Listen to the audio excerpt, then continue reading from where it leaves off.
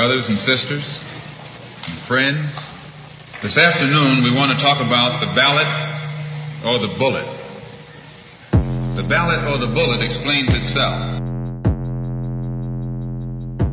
We have a fight that's common to all of us. We suffer political oppression, economic exploitation, and social degradation. Today it's time to stop singing and start swinging. Good morning, good morning, good morning, good morning. First Sky Omaha in the morning. In the morning. My name is Paul B. He's Buddy to God. Hey. Welcome on this Monday, April 7th, 2025. Man, just trying to get over the weekend and wake up this Monday morning. Hope you're waking up with us as well. Whew. It's always a struggle on Monday for me. Yeah, a little bit. Yeah. Don't know why. I get plenty of rest, plenty of preparation for the week to come on Sunday nights. But still, tough one on Monday morning. Probably just the anticipation of all that has to be done today. Man, yeah, getting the week started off right. Case of the Mondays. Let us know how things are going in your world. Yeah, welcome. Let us know how things, like Buddy said, we want to know what you did over the weekend. Want to hear from you. Got plenty of things to talk about today. And of course, today is the special 2-hour show. Hey. Because we'll be speaking with the senators. It'll be the Senator Cypher happening on the second hour today. So I hope that you stick with us all the way through. And we'll have some good conversation today on whole lots of things. Anybody check out Sunday's sermon with Sherman last night? It was a hot one. We're going to talk about it. Man. Kimra Snipes is up early. Good morning, y'all. You out of town? You in town? Where you at, Kimra? Yeah. Man. RG gives us a good morning. Oh, he just saying good morning to Kimra. I see how it is, RG. All right, then. All right. Keisha says, happy marvelous Monday to all. Pop says, good Monday morning, First Sky and Mad Love from Las Vegas. That's what's going on. She says, I'm going to the headquarters later. So you in town. That's what's up. Okay. Yep. Marlon Harrison said, good morning, First Sky family, and happy motivational Monday. Oh, it's a new one. Motivational Monday. Appreciate that. I like it. I can't wait to speak to you, Brother Harrison. I hope you stick around. We're definitely going to talk about the stadium. Man. That's supposed to be built. Mama God gives us a good morning, fam. I appreciate that. Also, Kimber says, I saw the Sunday sermon with Sherman. Oh, man, we're going to talk about it. We're going. Hot one. Sue Kessler Hagen says, a good vacation morning. Where you right near the beach. Where you at today? Oh, yeah. What, Wisconsin Dells? Is that you said you was going out there? You still ain't answer. Is that a water park? I'm thinking that's a water park. Yeah. I don't know what that is. I don't know what a lot of stuff is around here when it comes to, like, I come from California where there's a Magic Mountain and a Knott's Berry Farm and a Disneyland right around the corner. So, like, where's the amusement parks around here? I don't know. Spoiled. Man, you ain't been to Worlds of Fun? No. Or is it in Omaha? No, there aren't any. The closest, so Worlds of Fun is in KC, and then Adventureland is in Des Moines. I think those are the two closest. Never even heard of them. Yeah, childhood memories. Yeah. RG said, let's talk about that sermon with Sherman. We definitely gonna talk about it. Sure. It's a good one. Yeah. Mark Manners in the chat saying, good morning, recovering from a night at Bushwhackers. You getting your boot scooting boogie on over there, bro? That's what's up. Scooting boogie. Got friends in low places. I understand. Hey. Kessler Hagen says, hitting the water park today, and yes, it's famous for its water parks. Okay. I thought so. Yeah, man. Yeah. Yep. Wisconsin Dells, Great Wolf Lodge.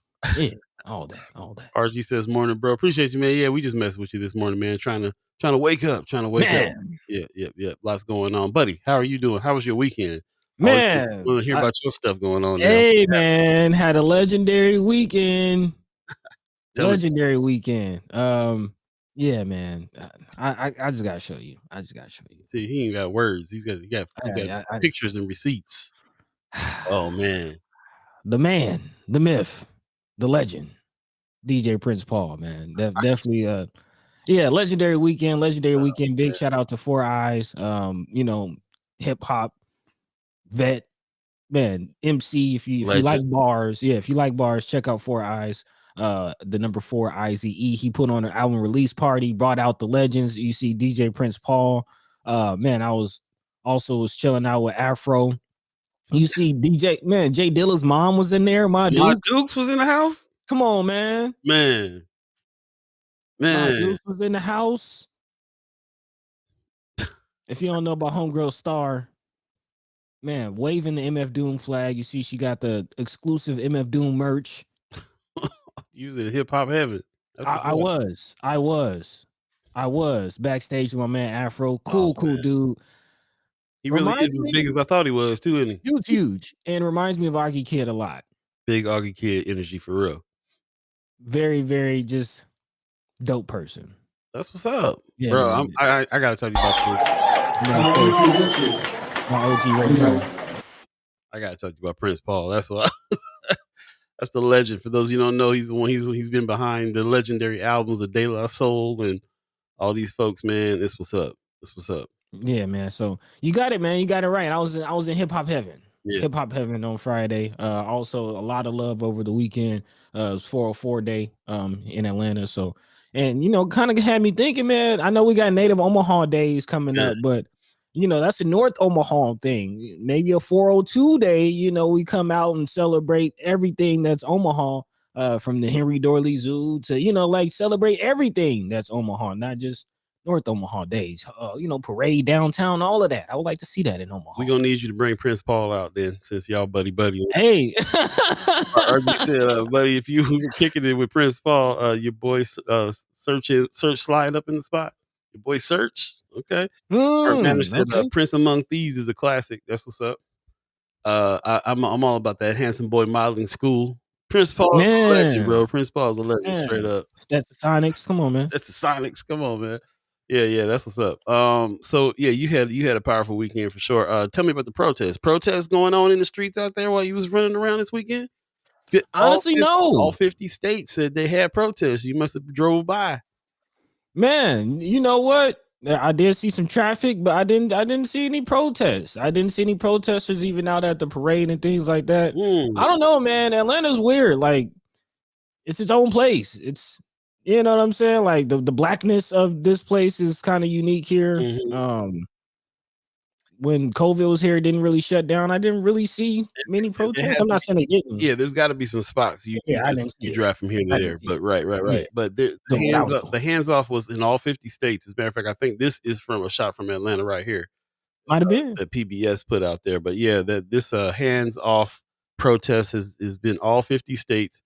Omaha participated in a big way. Oh yeah, kind of Memorial Park getting it in as well. Lots of people showed up, man, and it's something that we want to talk about today because it's a trip how the media wants to shape certain things or the lack of media on certain things. Somebody told me, why is everybody all of a sudden protesting as if they hadn't been, as if there hadn't been protests all around the country and all around the world since even before Trump got elected. So now that they've put this banner on it, they put this name on it, somebody organized it and all 50 states participated. Now it's in the news finally. Now it's in the news that there's these mass protests against the current administration. So again, narrative, we're in the news situation. So we hear about stuff and paying attention to a lot of alternative sources all around that tell us stuff. So we've been knowing about some protests going on everywhere. But yeah, let Channel 7 tell it. They just popped up all of a sudden. This weekend. So out of nowhere. Did you guys anybody participate in the protests? Let us know if you went out there in Memorial Park. I believe there's some protests happening on Freedom Corner as well. A few things happening. So let us know if you were part of that or if you got people out of town that was part of that. What you contemplating? I see you thinking. Yeah, I got some thoughts. I don't want to cut you off. I don't want on your wisdom. But honestly, like going back to what I was saying about Atlanta, not seeing protests, think about what Kimra is saying. She says, I was at the aquarium in Georgia, and when some lady approached me and we were talking, and she had the nerve to ask me how come Black people aren't coming out to advocate more. I also saw a post from Sister Precious talking about, how people asking her why she wasn't at the protest. And she's like, hey, I'm sitting this one out. And Marlon, you know where I'm going with this. Marlon, you know where I'm going with this. So we mind our own business. We minding our own business. And I think we need to have a conversation about that because I'm hearing this more and more, and I'm seeing this more and more. And again, I'm listening to the cultural conversation that's happening on CNN from pundits, on different podcasts. Every area of culture is talking about this. And it seems like collectively we have decided to sit this one out. Does it seem like that? I mean, that's what I'm saying. Okay. That's what I'm saying. We could talk about it a little more later, but that's my thought. Maggie Miller Jenkins was out there. She was in Lincoln, led the chants and marched there. That's what's up. Hey. Anthony Rogers Wright is bringing up a good point. Good morning, everybody. The orgs that put these protests on are all white led, hence why there was no mention of Palestine, and BS calls for hands off NATO, more performative liberal crap. Okay. I did see that the ones who were organizing them were pretty much the narrative of this is the Democrats, and this is what kind of something that needs to be talked about too, because it wasn't just Democrats that were out there protesting, but the news is already saying this is liberal Democrats, and that's what this is all about. This is all the people that were out there were those people. But it's really interesting that you're saying it now, because now that you're mentioning it, who are the people that have been out there? Why did they go out there? Who led this? These are interesting. Let's Maggie Miller Jenkins is the only one so far in the chat that says she was out there. She says, if y'all saw the demographic of crowd, you'd understand. In Lincoln, it was an over 50 predominantly white crowd, and shockingly, there were almost no police presence. Is it that shocking though? That's almost suspect right there too. Is it that shocking? Mama God, we jumping in already, y'all. Mama God says the people were trying to say it was in town halls, crickets and denials. They took it to the streets. Okay. Who took it to the streets? We still trying to figure out who was out there and what was about. She said it was, Maggie Miller Jenkins said it was over 50% predominantly, probably that's what I'm thinking, 50% predominantly white crowd, and shockingly there were almost no police presence. Anthony Rogers Rice says indivisible and Move On were the main organizers, basically arms of the Democratic Party. Okay. Kimmer says, did you see the story where Israel got caught lying about the shooting up the ambulance? Okay, you guys are talking about Israel. Shout out. I appreciate that info. Amy H. in the chat saying good morning to you as well. Yeah, interesting stuff. We definitely have to get into it. When I'm looking at some of the photos that I looked at for the protests out here, of course, it was definitely a lot of blue dot people. I see one black person, a couple black people in this picture here. There's how many of us went out there? This is kind of, how many black folks were out here? How many people of different ethnicities were there is one of my questions. At first, I got the impression that a lot were. It wasn't just a Democratic deal. It wasn't just a political situation there. Everybody was like hands off of everything. And some people were touting it as one part of this was like people were kind of uniting against the Trump administration and going out and doing stuff. But now I'm kind of wondering, like, who was behind it? Who's the majority out there? There was a protest in 50 states all over the country. Any arrests? Any violence breakout? Any other stories besides the 50 states protesting? I wonder. Good question.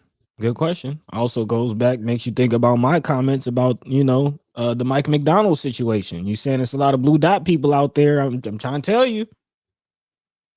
We got to talk about the what they're trying to pass over here for this one state.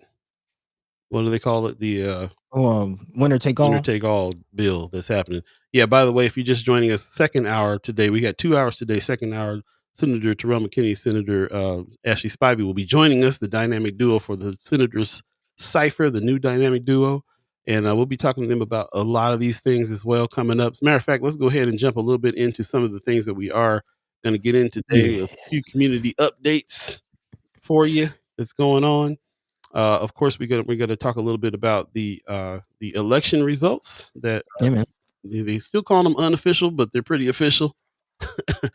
Election results that are going on of the upset. LaVanya Goodwin beat out the incumbent Councilwoman Juanita Johnson, and she's going to be up against Ben Gray. So we'll be talking about that a little bit. LaVanya Goodwin and Ben Gray are in that District 2 race that everybody was wondering how it was going to pan out with the 9 different people. And of course, this has already been called. John Ewing and Gene Stothard these are the 2 that we District 2 is worried about. But there's other ones. There's other winners and people that are going on to the generals, and the generals are coming up very soon as well. So we can't really stop talking about it yet. It's still the age of the Ballad of the Bullet, still the season. So we'll be talking about that and more of that coming up. I also wanted to talk about some of the things that are going on here. We talked a little bit before. I thought that said March, but it's actually May 31st. Yeah, man. Malcolm X 100. The celebration is happening. Is coming. So they're gearing up now. I just saw. I saw the sister Joanna LaFleur Ejiki is speaking on this with brother. I don't know. I can't. My names are getting all crazy this morning. I apologize for that. Drunk ship. Yeah, man. Need a drunk ship. Yeah. They had a talk at the Mocha Mornings about the upcoming event. So definitely check that out. Go to MalcolmXMemorialFoundation.org and check out what's going on with this Malcolm X 100. There's going to be a big lineup, as you can see. You know, it's gonna be a huge deal. It's the Legacy Gala that's happening here Saturday. Save the date, May 31st. Get ready for this. It's gonna be at the Durham. It's gonna be a big deal. So bringing out the fam. Yeah, man. So we're going to talk about this. We're going to definitely keep talking about that and talking about that early. We already talked a little bit about the protests. We also going to talk a little bit today about this big news for North High, the stadium that's supposed to be coming now. And it's really interesting the reactions that I'm getting on this. There's some excitement, then there's some skepticism. There's all kinds of different things to talk about here. Of course, we'll dive into that. We'll definitely dive into that. And also, I want to give a shout out to Melissa Wright. She did a piece just recently. You can see this on YouTube as well on channel 3, the KMTV website. But she did a piece on homeschooling and how people of color, some sisters that were going to some homeschooling support places and weren't really getting what they needed, and and not really getting the community they needed, but they needed something, so they put something together. They actually put this place together last year called B&B Homeschooling Meetup. I mean, it's been going on a year now. But Sister Candy Zolaf Kaffer, I'm sorry, Zolakoffer, thank you, and DeQuisha Whitaker created this space for people of color to come through. Yeah, right. Yeah. So I think this is pretty awesome. I do know a lot of people that are doing homeschool and need some support, especially in our community. And so it's really interesting they put that out. So shout out to Melissa Wright for highlighting this. She's really, you got to check her out on channel KMTV, man. KMTV has some interesting stuff going on with these neighborhood reporters. Particularly Melissa Wright, who's pulling out stories and getting more stories on about our community than I've ever seen them be able to do before. It has to do with her focus, but also, her power as a journalist. So shout out to her for doing what she's doing in a big way. Appreciate that. And that's about it. There's some other stuff. I'm going to go ahead and throw it over to you, buddy, on some other stuff that we're going to talk about today. And then, of course, like we said, senators coming on at 8:00. We want to talk to them and get some updates on some of the bills. If you have some questions on bills, get your questions ready.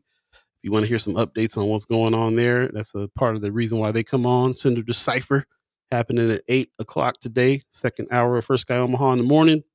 Where do you want to go next, buddy? What's happening? Yeah, there's a couple things to talk about. Definitely want to touch on, the election results, still keeping an eye on that. But yes, we're getting closer and closer to, getting an idea of how the primary or the general election is going to look. There's been some results in District 4 as well coming out. So we'll touch on that. Also, maybe a little more conversation about this protest. A lot of people still chiming into the chat, so I appreciate that. But I do want to spend some time to touch on what Brother Sherman was. Man, hold on real quick. First of all, shout out to Big Sherman. Shout out to Big Sherman. Yeah. He's from the hood. From the hood. It's Big Sherman, fool. And he ain't playing. If you didn't catch his sermon with Sherman, very, very interesting, talking about the nonprofit industrial complex. Folks trying to, capitalize on the work that he's doing after not supporting the work that he was doing. Bro. Yeah. We got to talk about it. He came with receipts. Man, playing no games, pulling no punches. So yeah, we got to talk about that. Big shout out to brother Sherman Wells and the work that he's doing continuously. And we got to talk about this event that he got coming up because he's bringing it back. Man. Yeah. Shout out to Assembly of the Saints. We'll get into all of that. Also, as Paul mentioned, of course, we are expecting the senators to come through. Definitely want to dive into some of the bill situations. Of course, last week we spoke about LB 48, which was amended to another bill, but did make it through after that amendment. As you see on your screen, again, LB 48 deals with creating family resource centers in the community to help families. Because as we have concluded on this show, families need help, man. Families need help. So again, Senator McKinney trying to do that. Definitely would love to speak to him. And also Senator Ashley Spivey get some updates on what she has going on. And also, outside of the legislature, talk to some IB Black girl, talk some, Inland Port Authority. So yeah. A lot of things to talk about. We're here for the next 2 hours. I do want to give some love to the Cornhuskers really quickly as well. We don't really do that around here too often. But yeah, when they win, man. We celebrate championships around here, man. We shout out Bud Crawford when he get his belts, and we're gonna shout out the men's basketball team for Nebraska Cornhuskers. Got to catch them on TV representing. They won the Crown Championship, $300,000 for the program. Okay, that's what's up. Yeah, wish you would have told me earlier. I'd have grabbed a graphic for that. We'll see the yeah. That's what's up, though. I saw some other things that happened in wrestling too, where we won some championships. Man. Intro Taylor, man. Yes, shout out to the Cornhuskers representing, man. Oh, wait a minute. Is this is this March Madness? No, this is still March Madness. Yeah. Okay, so Huskers. First of all, Cornhuskers is still a wild name. It is. I'm from California, and every time I hear it, I'm just like, what? Somebody really picked that name, the Cornhuskers. Okay, it is. But hey, it's associated with some pride here in a big way, especially and of course when they're winning. That part, like Cornhuskers, fool. Get into it.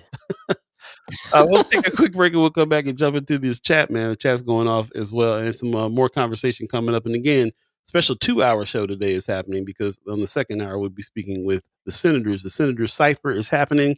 Senator Terrell McKinney, Senator Ashley Spivey, the new dynamic duo. So stay tuned for that. We'll be right back. First Guy Omaha in the morning. I'll be buddy to God.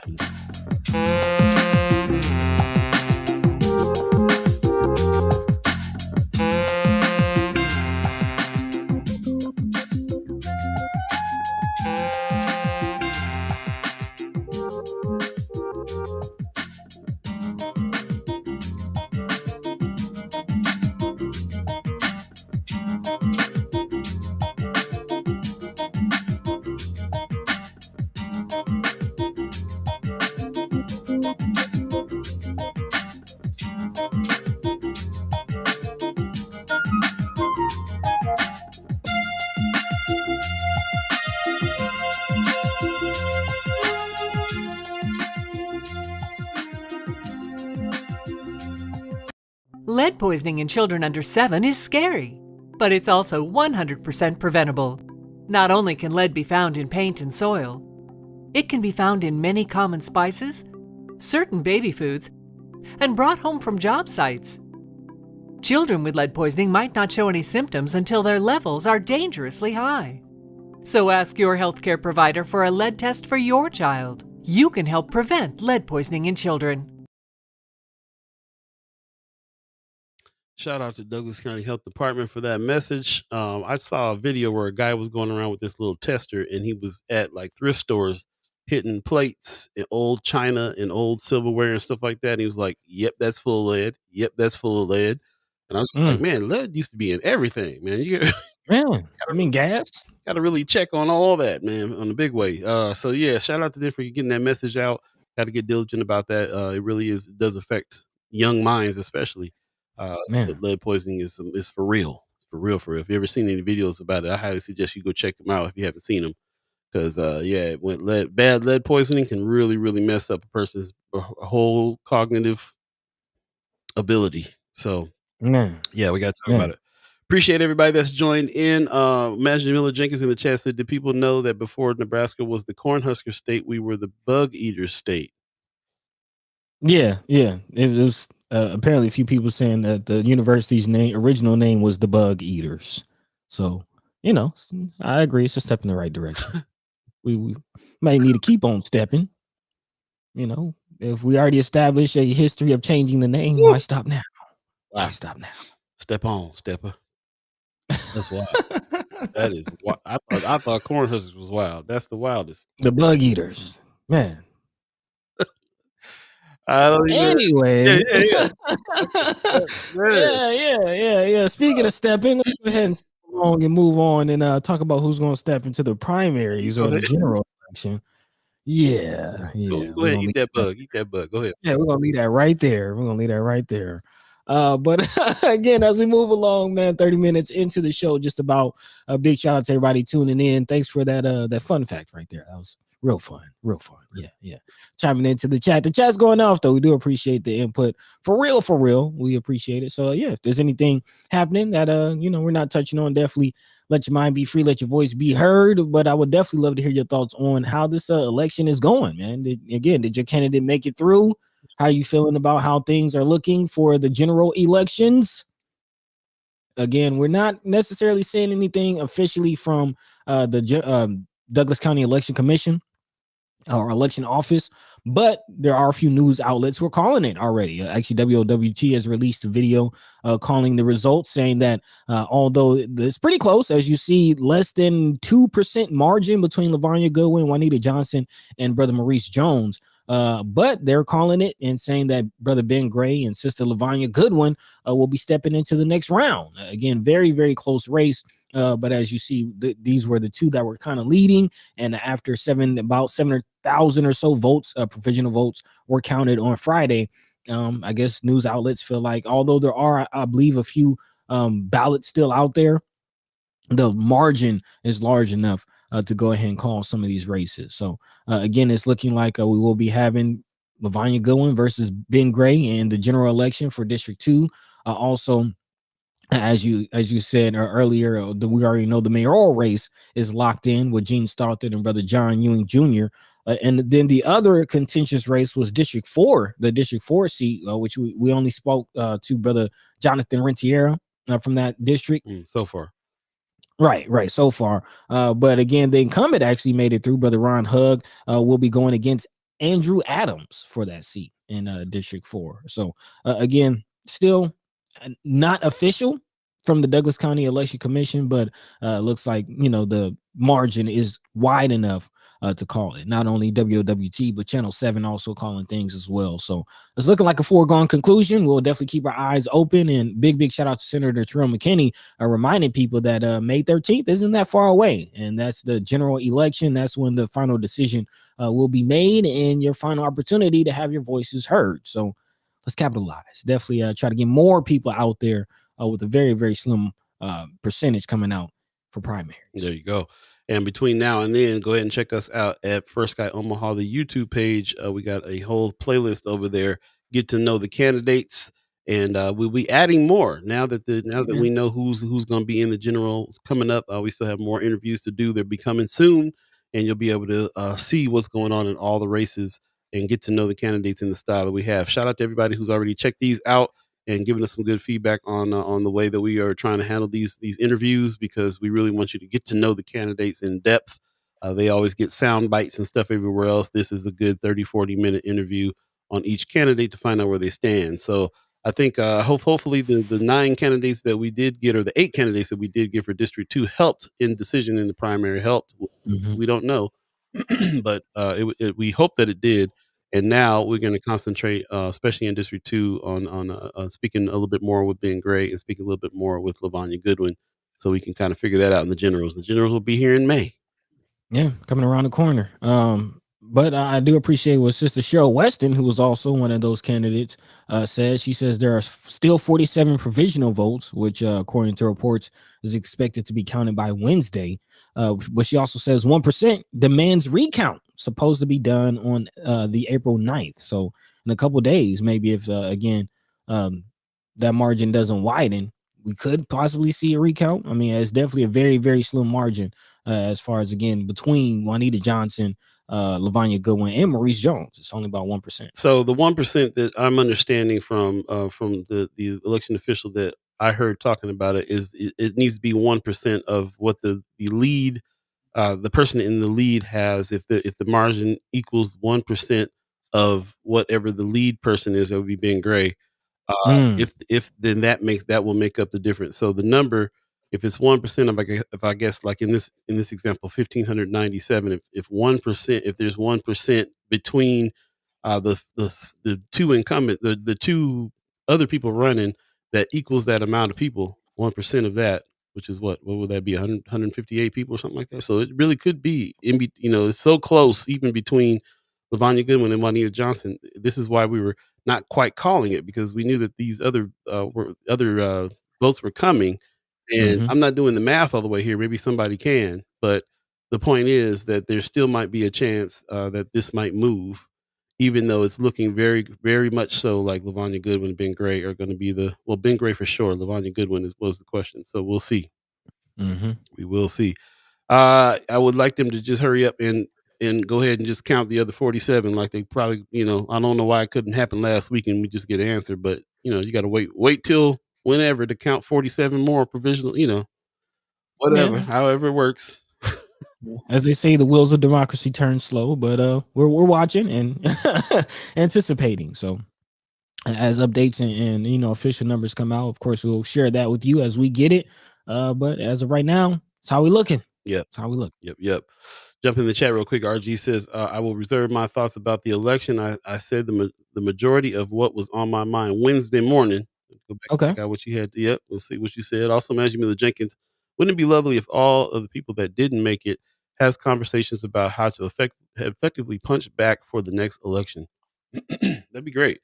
We mentioned that too. To me, it was very apparent. It was very aware. I was very aware of the fact that we had so many people running that it seems like people could say, "Hey, let's just team up. Let's one person drop out, get behind the other person." We really only saw Peyton Zyla do that. He was an early person that started to run and decided that he was going to pull back and get behind Mike Lee, and we thought that was a great example of what could be done here. So. Now that everything is like it is, hopefully we'll see that who's gonna, some of the other people running, are they going to get behind one of the two leaders in the race, and how's that going to pan out in the general? I'd like to see that. Yeah.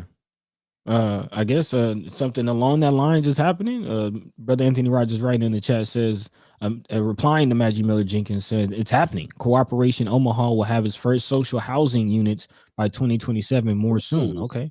Very interesting. Yeah, let us know about that. Love that social housing idea, by the way. Yeah.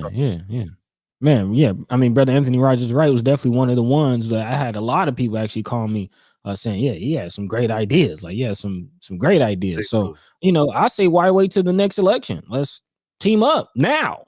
Yeah. Let's get some of these ideas rolling. Like, if you really believe in your ideas, if you really feel like you have the solutions and you have some answers to some of the problems that are ailing our community, then why wait? Why do you need to be in the seat? Try to work with the person that's in the seat. And this is the advantage that we have doing these interviews. They're over on YouTube because we got to hear in depth what everybody wanted to do here. And man, if I could pick, I could pick 2 or 3 really good ideas from each person I talked to. Some people even more. And if those can be combined, there'd be a powerhouse run happening. There'd be straight some real change. Amen. Yep. Yeah. It is. So there it is. I do want to pivot though to this mayoral situation, because I think people are seeing that for what it is, and I'm here for it. I'm loving it. Talking about again Mean Gene and Brother John Ewing. They're again set to stand off for the mayoral election in the prime or general coming up, and people are responding to this whole Omaha North. I think I forget the name of the project. I'm not even gonna. It's the Game On, Project Game On. There we go. Butler Gas. Okay, yeah. Butler Gas. Is this? Yeah, that's it. The Butler Gas YMCA. I was trying to think of the name of the project. This Project Game On. You can kind of see it bottom left corner. Project Game On, which I'm all here for. I'm all excited. All my Vikings out there. V's up. You already know, man. We won state championships. We've dominated in sports, and I mean, our cheer team when I was in school, dynasty, like 3 back-to-back state championships in cheerleading, and we didn't have our own stadium. The cheerleaders was rocking other people's stadium. So I'm definitely excited to hear that finally we'll have a new home. My brother, Houston Alexander, who's always at the Butler Gas gym, pumping iron, he's going to have a new home. I'm here for it. But what it seems like a lot of people aren't here for is Mayor Mean Jean trying to throw her name and throw her face all in the mix. Like she's just developing, she's just been putting it down for Omaha North or North Omaha this whole time. And again, I'm loving the comments that I'm seeing on social media. People are like, yeah, I'm all for it. Yeah, finally. But I'm still voting for John Ewing. Like, hey. Ewing still gonna get it. Okay. Yeah, I have been seeing that. A lot of support behind Brother Ewing for sure. Regardless of this announcement. And I hate, I don't have a dog in this fight too much, but like I do see it from the outside, and I'm just like, number one, when did the Central High Stadium get built? Like 20 years ago. So we long overdue in the North Side for a stadium, right? Yeah, long overdue. And so I'm, excited about it happening, but it was real interesting to also see the skepticism of people just like, now you want to, now we get a stadium. I love it. Man, RG, yeah. He said Streetcar Sally trying to grab some black votes with that North High appearance. The pandering is in full swing. She had Bud Crawford out there, man. She had Houston. She had everybody out there, all the heads out there. Because I mean, why wouldn't you be excited about it? We're excited. Yeah. I used to live right around the corner from here, and I'm just and I always thought, man, they need to go ahead and make this happen. You know what I'm saying? So I didn't even read the story. I just heard I just saw that was coming, that was happening. It got announced, and then I got on social media, and everybody was just like, now we get a stadium. Okay. Yeah, she done had what, 12 years? How long she done been mayor? The longest standing mayor. You never know how long a process takes to do something, though. I don't know, but yeah. It is the timing is very, very interesting. I will say that. And you can see how the black community, especially, are just like, okay. Yeah, and again, we seem like we're doing that in many areas across the board. Like going back to this whole protest situation. True. A healthy amount of skepticism for sure. So I will say, I will say that if she's, the benefit that we'll have for North High and in the surrounding area, I think is definitely worth it. This is definitely a good thing as far as I'm concerned to have here. I'm glad that some money's going to it. It feels good that a whole bunch of money's going into the North Side right off of Ames. You know what I mean? It feels great. I'm glad that it's coming. I'm glad that it's happening. I think it'll be great for the kids. I think it'll be great all the way around. And if she's the one that gets it rolling, get it rolling then. If Brother Ewing wins, continue on what she started up. Let's make it happen. Only thing I'd be worried about is whether or not that wouldn't be on Ewing's agenda if he got in there, but I can't see how I wouldn't. Come on, you talking about Brother Ewing, the one who just got in trouble for trying to get the OPS more money? Is that you talking about him? Talking about him? Is he in trouble? You think he's in trouble for that? You think? They try to put him in trouble, but again, it was the same formula that they've been using for the last 50 years. But they try to make it seem like he was taking money from West Side schools to put in the OPS, and but I think the story ended up coming out that the formula was just outdated. Formula was just wrong. I know what you're talking about. Yeah, you know what I'm talking about. Yeah. No, not more police. It was money from the school. It was for schools. It was for schools. Yeah, for school. Yeah. Mark Manor, RG's nickname for her is Streetcar Sally. Stacey Jean in the chat, good morning, says the timing is suspect for sure. Sherman Brother Wells says black people are much smarter than what she think. We can see through the game. Man. Marlon Harrison says Mayor Jean Stouther's statement made it seem like she was coming in as the white savior for the North Omaha community. Okay. Yeah, we see it, man. We see it. RG says if I'm being real, as a North High alum, we should have had the stadium instead of that funky practice field that got installed during my day. Yeah, man. Yeah, I mean to me that's the ultimate point, man. I don't care how nothing gets done no more, as long as it gets done. Like whatever, man. You know what I'm saying? But Sherman, I agree with Sherman though. Like he's right. Like he ain't fooling nobody with that. You're not gonna No. get no. You're not gonna get no extra black votes for that. I don't think most people in the black community are gonna be like, or just We're not falling we for it. keep on saying the black community, but Northside is made up of a whole bunch of folks now. So, There you go. but I don't think anybody's being fooled by something like that, especially people that've been there for a minute. Like if Nah. Central High School got theirs 20 years ago, and we've been waiting on something, then and we ain't gonna be like, oh, finally, well, we better vote her in again. I don't know if that's gonna be the case. Man, I can see it feels like Benson or something that ain't been winning. Like we didn't got some championships about this thing. Like we didn't got some rings in the meantime. Look, I gotta live here. Don't be throwing. I live in Benson. Don't be having no Benson bunnies jump on me. Precious McKinney, Hey, man. Precious in the cat saying good morning. I appreciate you, Precious, coming on in. Miss Cheryl Weston in the chat as well says these plans not new. Stop twisting it. Election year plans don't make it happen. So what happens after election? Oh, we have to put this back on the back burner. There you go. There you go. That would be interesting if that move happened. We'll see. If this got all this press and then she does win and all of a sudden it gets put on the back burner, or whoever wins puts it on the back burner, that'll be wild. Man. That'll be wild. Tony Johnson in the chat says North Omaha is going to need more voters than primary turnouts impact general elections for sure. Big time. Precious said we ain't crazy. Appreciate you. No, we not crazy or stupid. I do want to go back to what Brother Sherman Wells is saying. Black people are much smarter than what she think. We can see through the game. We can definitely see through the game. We're about 40 minutes into this thing, and before we get to the senators, I want to touch on the Sherman with Sherman because coming forward. Yeah, we're coming forward. Stay tuned. We'll be right back again. You're listening to First Sky Omaha in the morning. Paul B, Buddy to God, all of you. Stay tuned. Lively conversation on the money. We'll be right back, y'all.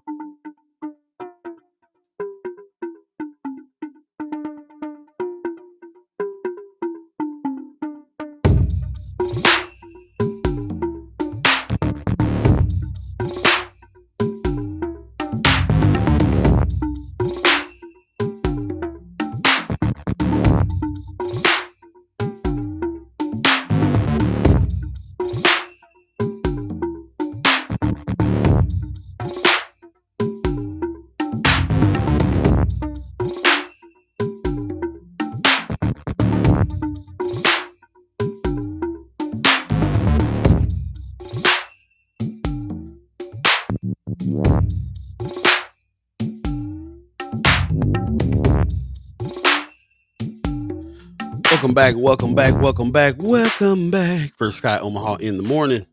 Paul B, Buddy to God.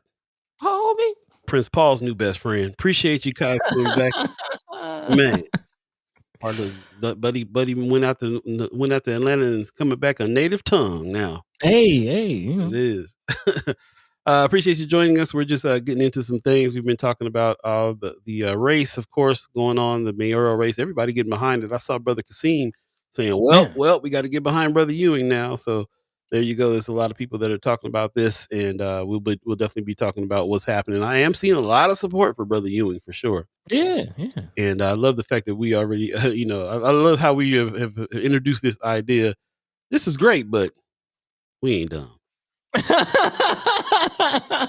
It's exactly interesting timing. I love that for us. Yeah, I love that too, for sure. Matthew Miller Jenkins says Sherman was on fire last night with the receipts. Let's get into it. If you haven't seen, man, you didn't watch that sermon with Sherman last night, man. Look.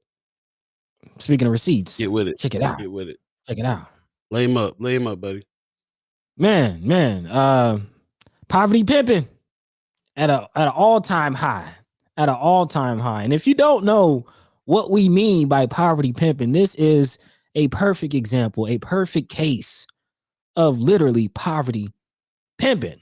Again, like, man, big shout out to Brother Sherman Wells. Don't get it twisted. We're part of the hood. It is. Man, putting the hood in neighborhood, fatherhood, brotherhood, sisterhood, familyhood, nationhood, all of that. So again, big shout out to Brother Sherman Wells and the work that he's been doing. Of course, we had the conversation here on the show when the news broke from Flatwater Free Press, who tried to give, the flowers to the wrong person. All love to the brother. Drawing a blank on his name. Josh Jones. Thank you. All loved brother Josh Jones. You know, man, back in my day, he was like the LeBron James of the city, man. Like he was top b-ball player coming out of Central Dynasty. Big shout out to brother Josh Jones. He had a stadium though. Exactly. Yeah. that part. And again, brother Sherman Wells was the one putting it down at the Bryant Center. Of course, those of you, I'm sure a lot of you know, it was going off in a real way, especially around the pandemic. Again, he had the babies coming out. They were giving out pizza. They were giving out bikes. Man, they doing a lot of good work in the community. And again, doing it quietly, just putting the head down, doing the work. And just last night, brother Sherman actually spilled the beans and really finally opened up as far as exactly what they were going through and the obstacles that they had to face to do that, which again, you know, Paul, you and I talk about this stoicism where, you know, it's this attitude that, you know, regardless of what happens, not going to be too up, not going to be too down. We're just going to do the work. And that's exactly what brother Sherman has done. Man, I just urge you, I can't really do it as much justice as he did. I definitely urge you to go check out the sermon with brother Sherman. Yeah. But again, stories of, you know, the facility not letting him use the water to fill kids' pools in the summer. Yeah.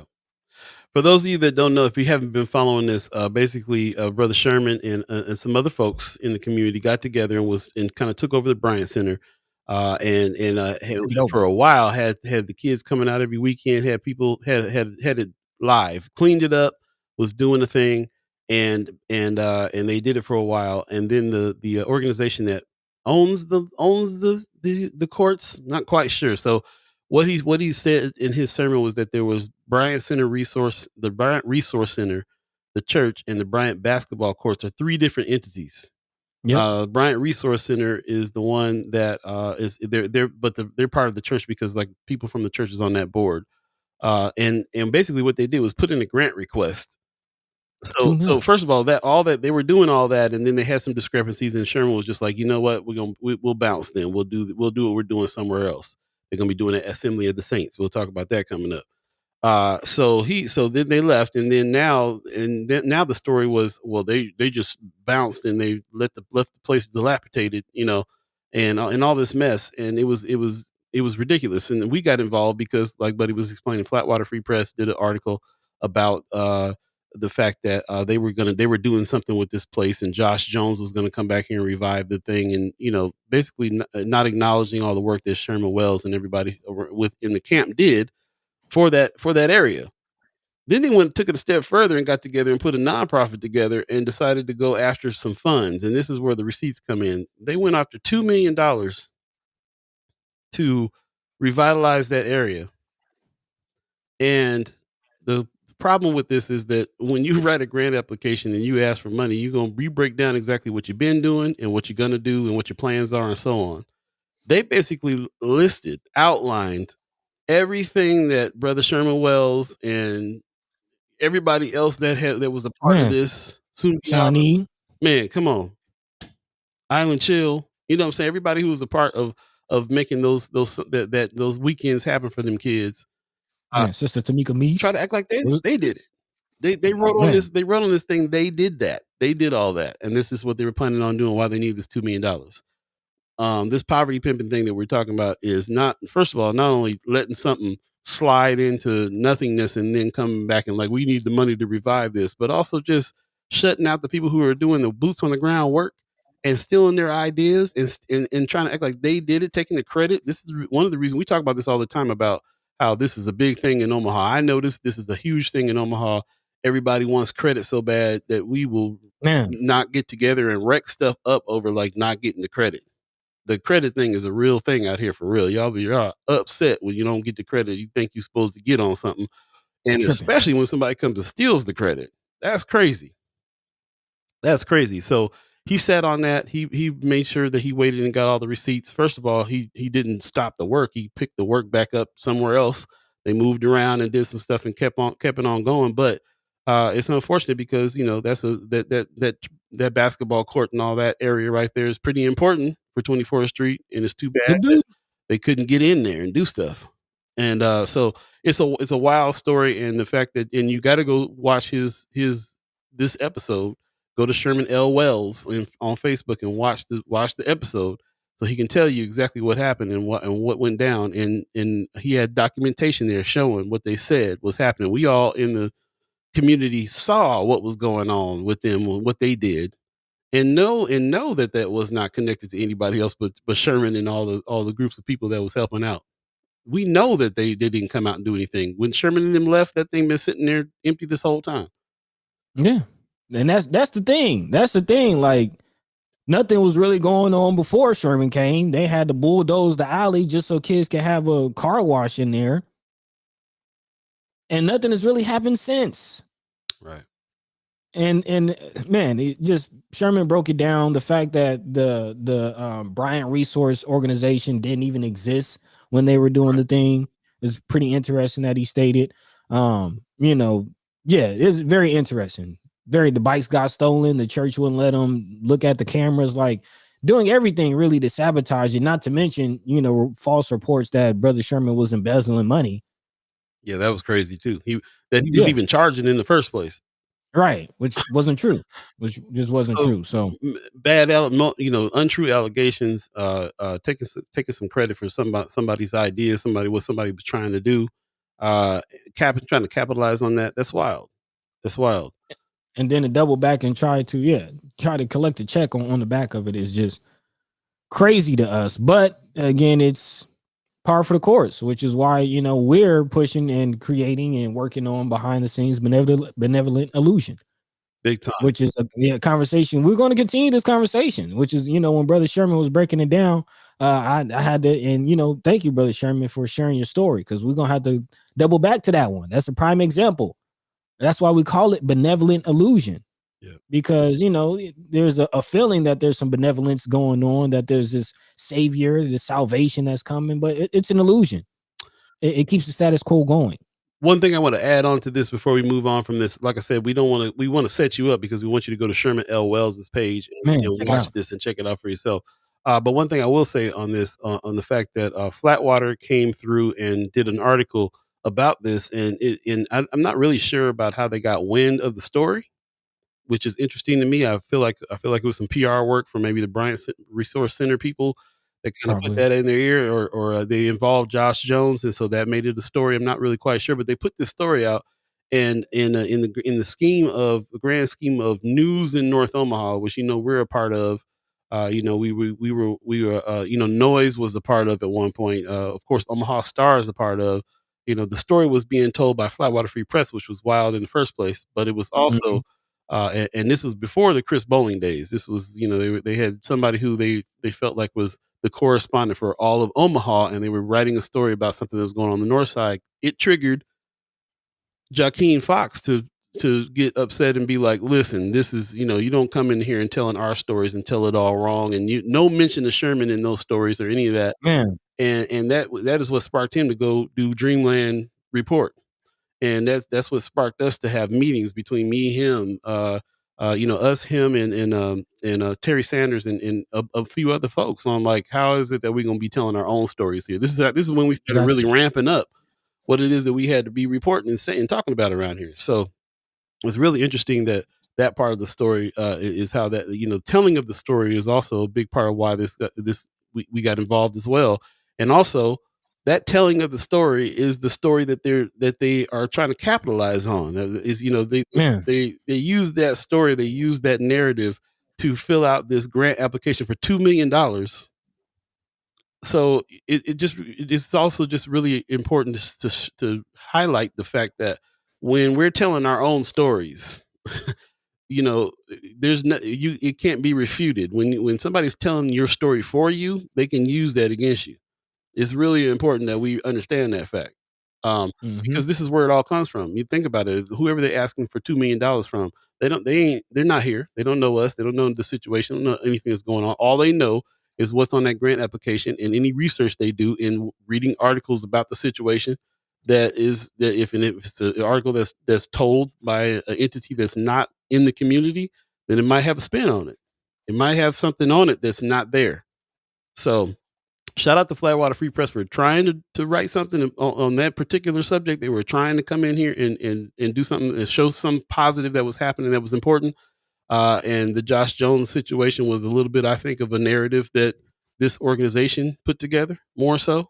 But that was their cue to be like, oh, we didn't really check all the way in with the community and really talk to the people that was involved, and we left out people like Sherman and so on. And they've since done stuff to fix that in the after that. But that was kind of a little bit of a wake up call of like, this is why we need to do what we do. Number one. Mm-hmm. And number two, let's help inform every people that have the good intentions to come out here and do what they need to do. Let's help them. Let's inform them that no, you got to check in. I'm from California. That's a big thing. You got to check in. We're not gonna touch on that one. We're not gonna touch that. Just saying, you got to check. You got to check in. If you're gonna come to North Omaha and do something and talk about something that's going on with community resources and boost to the roots, check in with Sherman Wells. Check in. The people doing it. The people that's doing the work. And if he ain't the one doing it, he knows the people that are. Check in. Just saying. Kimmer Snipe says, that's what I was thinking after last night, Paul. I feel like the Bryant Center has something to do with that story. Yeah, absolutely. Oh yeah. Brother McKinney already in the chat. He said nonprofit newspaper check who funds them, and that's where the story came from. Man. So true. Brother Sherm says, trust me, Jakeem Fox and Dreamland Report set the record straight. Come on, Dreamland. We need to have Jakeem Fox back on. Yeah. Yeah. That's what it is. So, I appreciate everybody. Oh, he said ended the live with 788 watchers and woke up this morning with 3K views. Big numbers watching this. You got monitoring spirits too that are checking in, trying to see what's happening. Oh yeah. Yeah, man. So let me clarify on this, and I'm gonna use this to segue into, we got the senators coming up. Yes, sir. And it's really the same situation that we're seeing with, LB-48 with Senator McKinney. So we'll talk about that. But I do want to acknowledge what Sister Cheryl Weston is saying in the chat and ask, did they actually get the grant? The $2 million, did they ever receive it? She says they gave the Resource Center $2 million, but gave North O businesses $50,000 each. A business that could make economic difference for North O. What's wrong with that picture? More pimping. And that's pretty much the par for the course, as far as, one of the big points that Brother Sherman was making, as far as, yes, they did receive, I believe, $10,000 from the turnback tax to do some of the work that they were doing, as far as what, Brother Sherman and, others were doing at the Bryant Center. But again, here comes this organization asking for $2 million and haven't done anything. And this reminds me of a point that was made in the debates for LB-48 with Senator McKinney, one of the senators who are opposing the bill, called for a audit of these nonprofit organizations. Like, aren't there family organizations that's supposed to be helping? Why do we need a bill to do that? And, that's a whole nother conversation. But on the face of just the point of an audit of these nonprofit organizations, I agree. I do wonder if that Bryant Resource Center, they got the $2 million, because as we said, they ain't did what have they done with the $2 million if they did get it? Yeah, I'm not sure. Yeah, I wonder if they got it. I do wonder if they actually won that. But if they did, it's all public record. This is all nonprofit associations. You can get the records of what happened, and especially if you're saying when I'm assuming that you're talking about the $2 million came from the DED situation, because you're saying everybody else got 50,000. Is this? I didn't even. I missed who they applied for the $2 million from, so I'm not sure who they applied to for it, and I'm not sure if they got it. But that would be another interesting part of that story that we got to get into another time for sure. Yeah, did they get it? Yeah, did they get it? And the whole right, and the whole point of the pimping part is keeping the status quo while collecting your check. Because again, thank you to Brother Sherman, the point of actually causing change. Like, they weren't just doing the work, they were having an impact. The crime rate actually did go down. There weren't any real police presence. There weren't any real police incidents. Really any reason to call the police. But what does that mean? That means that this call for an increased police budget might not be necessary. That means all these new gadgets and gadgets might not be necessary. That means 100 new officers might not be necessary. I mean, that's been a lot of the candidates' arguments. Like, if crime is down, why? What?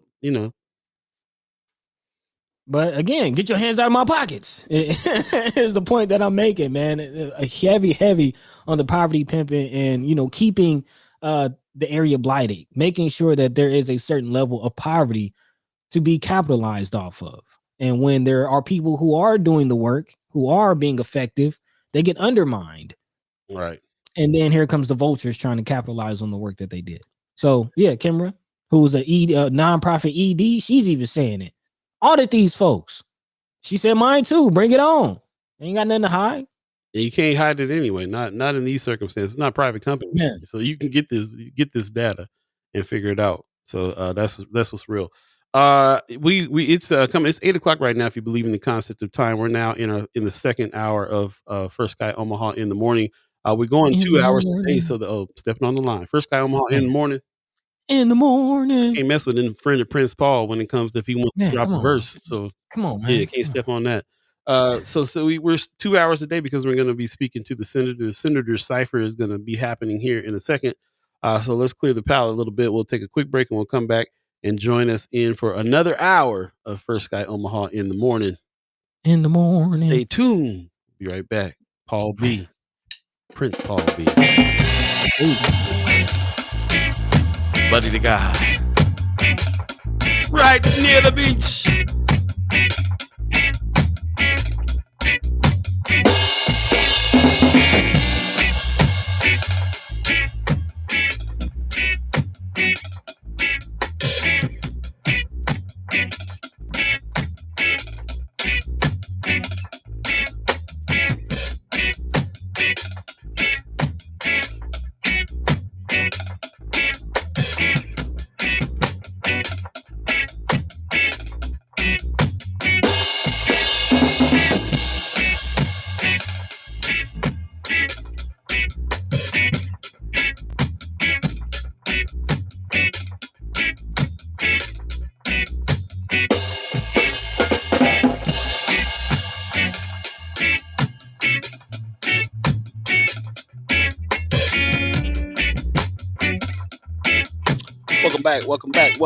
Welcome back. First Sky Omaha in the morning.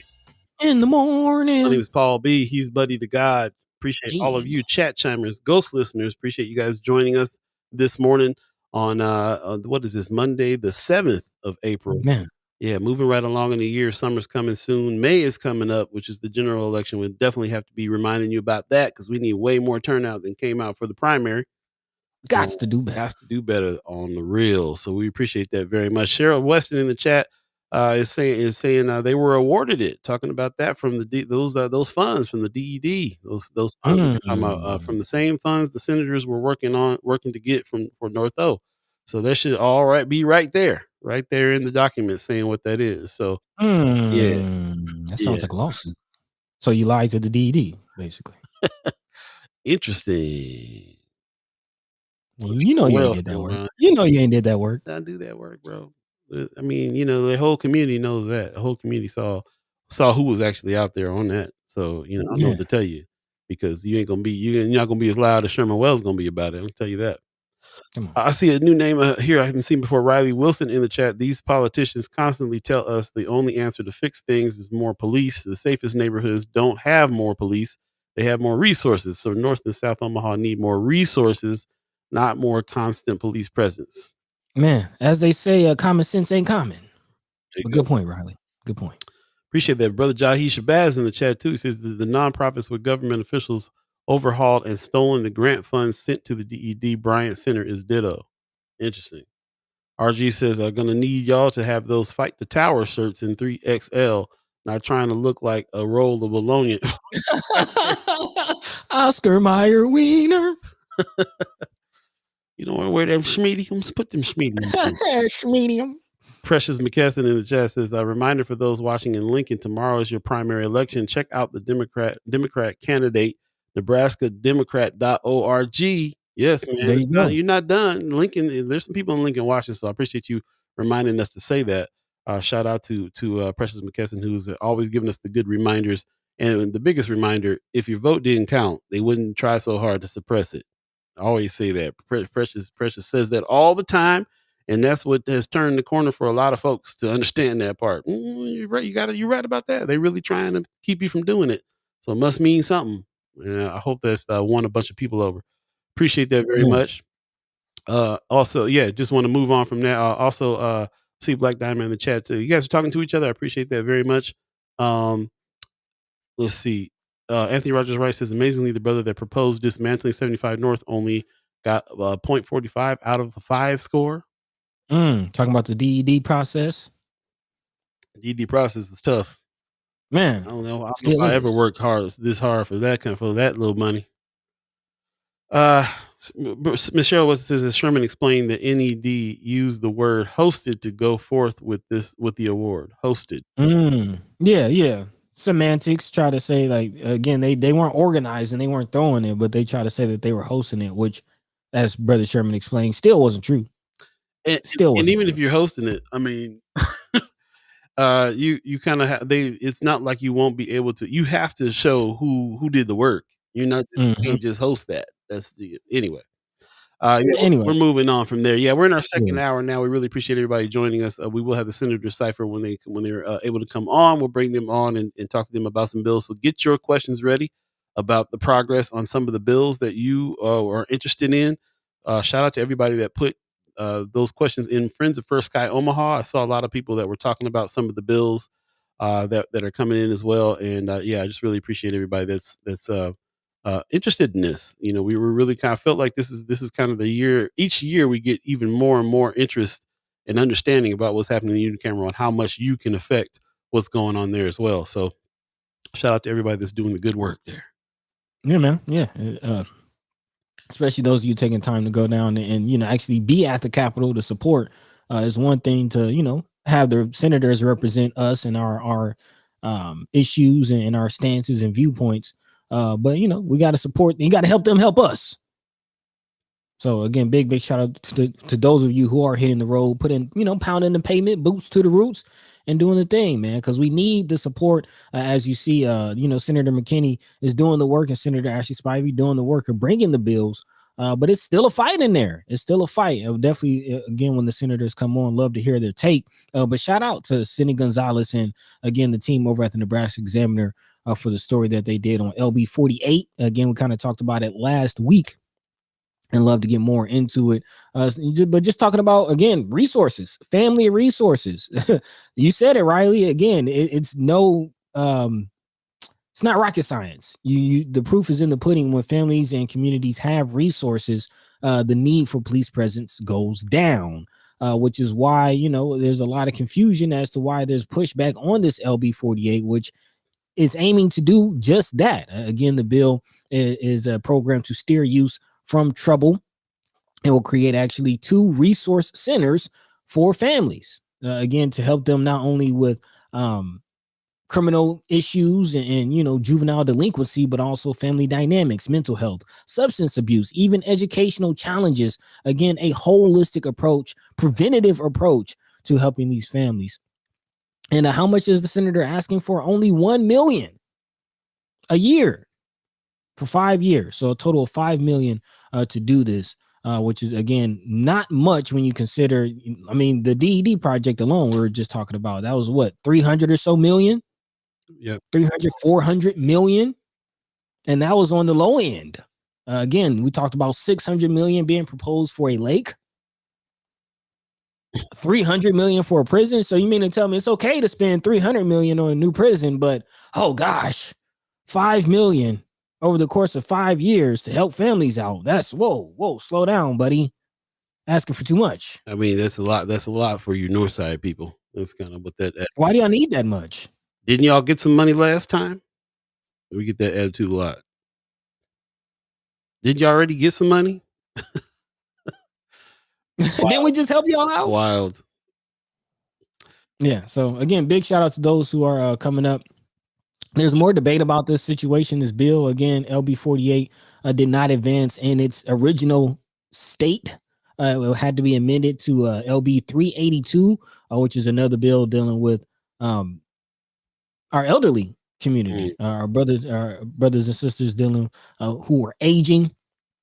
Looks like giving money towards activities like Meals on Wheels, Medicaid cash fund will float activities and services offered by the state's 8 designated agencies for aging. So this is dealing with, again, our elderly brothers and sisters who also need help, but in general, families need help as well. So that bill, again, LB 382, will be moving forward for more debate and things like that. So we'll keep an eye on that situation. But again, families need help. Senator McKinney is pushing to do that, and we need to do what we can to help. We'll definitely talk about that when he comes on in a minute. And I want to jump into the chat real quick. A lot of good things, good stuff happening in the chat. Precious is saying they better spend that DED money, or they meaning the state is going to ask for it back. And I bet that take will be built quickly.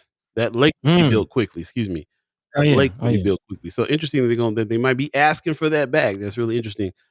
She also said, I would love for y'all to interview Senator Victor Roundtree from Bellevue. He's doing amazing work. Also, I'd love to have him on for sure. She also said tomorrow we're taking over the Capitol Rotunda. They will be debating winner take all tomorrow at 1 p.m. Shout out to you on that.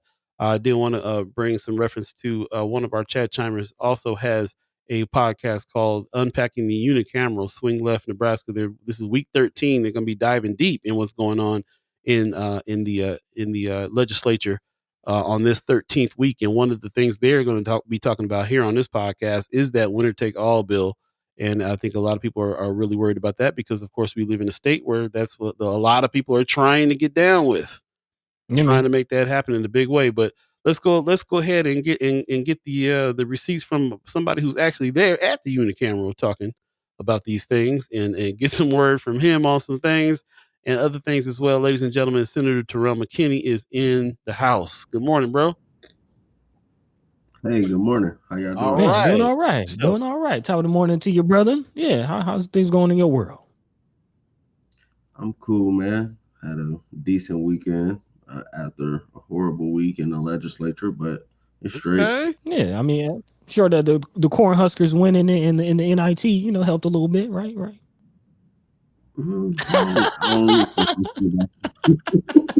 I tried. He said, "Don't get too happy about stuff, and don't get too down about it either." Man, because hey, the work continues. Yeah, tell us about what happened. Why did you have such a horrible week in the legislature last week? Yeah, man. I mean, the legislature is just continuing the course of just working to work against the people in Nebraska. We had a bill that is going to water down the paid sick leave petition that was passed. Had another bill from Senator Raybould that, watered down the minimum wage. And then Thursday, they killed my priority bill, LB 48. Like for BS, like it was no reason. Killed the bill. Like nobody came up and like talked to me about it or nothing. They just killed it. But then it got amended onto another bill. But overall, I just thought it was wrong because a lot of people, especially, stand up and say they care about families and kids and they want to help people and all this other crap. And they voted against it. I was like, this don't even make sense. This money isn't coming from the general fund. It's coming from a cash fund that's like got millions of dollars in it that y'all trying to access, and that's why y'all don't want me to go after it, and y'all don't want to help families. Like that's the biggest thing. Like they hypocrites, and they just mad that a black man figured out where the money was at. That part. Figured out where give me the loot. That's another t-shirt we need to put out right there. They're just mad that a black man figured out where the money's at. Big time. And I want to dive into what you're planning on doing with this money. Again, there's a report coming out in Nebraska Examiner that kind of lays out, what the bill calls for. Again, it says 2 sites that address family dynamics, mental health, substance abuse, educational challenges, all things contributing to juvenile delinquency. But from the man who wrote the bill, like what was your vision? What were some of the things you were expecting? Well, my biggest vision for it was like when I've talked to families and I've talked to youth in the community, the biggest thing they say is like, we need resources. We don't know where the resources are at. So the overall purpose of it is to centralize resources in a space where people can go that'll be open 24/7, and a kid or a family don't have to get involved with the system to get help, because that's the current system where the only way they're gonna help a family or help a kid is if they commit a crime. And I just think that's bogus. The Family Resource Center and Juvenile Assessment Center stuff would help them prior to. So that's like my overall focus is to try to help families and keep kids out the system. That's the biggest thing for me. Yeah, because right now I know like we do have diversion programs, things like that. Also, hearing from Councilman Ben Gray, or former Councilman Ben Gray, about the kid jail. And to my understanding, that's the idea, that it's supposed to be a centrally located place where those resources. To your point, you got to be in the system first. Yeah, you got to be in the system, and that kid jail ain't no solution. They can't even open it, one, because they don't got the right lighting and a bunch of other stuff, and one, they have never decreased the population to a point where they could ever open that facility. It has to, like, the population of DCYC got to get within 64 to 60 kids for them to ever transition over, and it's never been that low in history. So you don't see that facility ever opening? Not with its original intent. As it states, I know LB-48 has been killed, but again, it lives in LB-382, I believe. What do you think the chances of that, moving forward and actually coming to fruition? I think it'll pass. Okay. But I've told people, with every bill I got in the legislature, they've been messing with, like, every bill, my committee bills or any other bill. So I'm not gonna, count my blessings until they are, here. Yeah, right. I mean, I think it should pass. I think it will pass, but I don't know. I mean, we'll see. By June, we'll see. Yeah, it seemed like there's been extra pushback on your stuff recently, just after the new administration came in, or is it's been this tough the whole time? No, I would say with the new senators, a lot of people, like, I had somebody come up to me and say, basically, like, they just mad because North Omaha got money. And so it's a lot of things, and I'm vocal, and I put them in their place. So it's a lot of things like that. It is what it is, and, like, I don't know, it's really racism mixed with jealousy that our community got resources that are still being implemented, but the DD is slow to implement, and I'm trying to stay on top of them. And I really, like, listen to this conversation. I hope people see that we had nothing to do with the process. Like, we passed the bill. We didn't, like, I hope now, like, as time passes, people realize we didn't manipulate the process. We had nothing to do with it. Because if we did, it would have been better. Like, all the conspiracy theories. Yeah, it by now. I mean, hopefully, I don't even think about that anymore, because by now, if anybody's been watching this show, especially if you following this show, we can at least get those facts down. Like, what job was the job, who did what, who was responsible afterwards, and what can a person really do? I mean, a lot of people get mad before they even find out, like, what kind of power you got in the job that you got. Right. And, I mean, a lot of because it's some new senators that just feel some type of way and, like, ask questions like, oh, what's going on with the money? How's it being implemented? Or da da da da. And I'm like, well, there's millions of dollars, and it takes time for this stuff to be implemented. It's not like you pass a bill for X amount of dollars and the next day it's like change. Like, change don't happen like that. Money just raining from the sky on 24th Street. It's impossible. And you dealing with an agency that has made it hard for almost every grantee to, properly implement the resources. So it's been a headache, and, It is what it is. That's really too bad that they're even concerning themselves with that money over there in the process and in the first place. Move on to some other things. In the chat, real quick, Wanda Lewis is saying some mental health facilities will only help the youth if they've been in trouble at least 3 times. So that's talking about them being in the system. Sheldon Shar in the chat, good morning. She said, just a waste of money talking about the kid jail. It was supposed to be full on day one of opening as well. Yep. Yeah, it was even when we were talking with Ben Gray, who was talking about the intent and what was supposed to be there, felt mad. He was angry that they're using it as a political. He said they're using it as a political tool. They're using it wrong. The whole situation got messed up. He want to do something about it if he gets in there. It's not a political tool. I don't think any black man in America should ever support building a jail. Like that's the first problem. Like I would tell him that. I told him that then, and I tell him that today. Like no black man should ever support building a jail for black people. A jail that's gonna be filled with black kids. Like there's no justification for that. Man. Bishop Cheryl West in the chat is saying, can you explain how the process of being put in the LB 382? So they shot your bill down. So how did you get into this new bill? It got into a new bill. But some other senators were working and got some votes to move to get it amended into 382.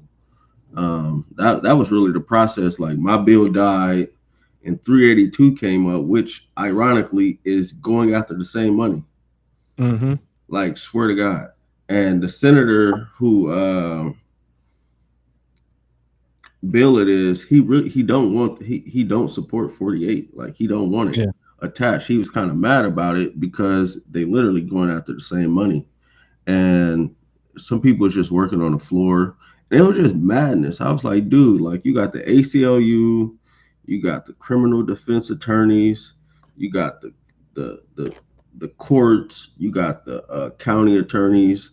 Like my bill had no opposition, literally. The only opposition was Reapy, because he want to lock our kids up at 12. But besides that, the bill had no opposition. Like nobody came and testified against it, no state agency, nobody. And it was just weird. And that's how I got attached. Now it went to select file, and really select file is simple. Like honestly, it'd come up if nobody got a problem with it and say, hey, do y'all support this, yay or nay? And then it just moves on. So we'll see. And when is that hearing? It's not a hearing. It's just kind of select file debate. I'm not sure when it's coming back up. Okay. Whitney's from the chat is saying, let us know what we can do to help get your bills passed. If we need to send email letters or come up and talk with individual senators face to face, let me know. We've definitely established that's the way to go on that. That's how to get that happening. So we appreciate you bringing that back up, Miss Easter. And definitely what Precious was talking about earlier about this winner take all bill happening tomorrow at 1. That's a trip that you can take up to the unicameral there if you want to oppose that winner take all bill and show support, show solidarity there, and come up and speak. And if you can't go, write a letter. When is your bill coming up for the next time for us to have an opportunity to support that? I'm not sure right now. I'm really not sure because it just moved to select last week, so it'll probably take another week or so. So I'm not sure. So what are your thoughts on the winner take all situation? It's crazy. It's a 4-hour debate. I really don't think technically, from what I'm hearing, I don't think they have the votes to pass it. But every day that passed, I don't know. Because things change and people. What I've learned, a lot of people don't got backbones, or like they'll tell you something today and say something tomorrow. So as far as I know, currently they don't have the support. So just keep our fingers crossed on that. National News was trying to make it out that McDonald was the deciding factor on whether or not that was the case. We kind of uncovered, well, we didn't uncover, but we learned later that was a false narrative. He wasn't the deciding factor. No, it was more than McDonald that was opposed to it. They just used McDonald, but it was multiple people that was opposed to it. Yeah. Okay.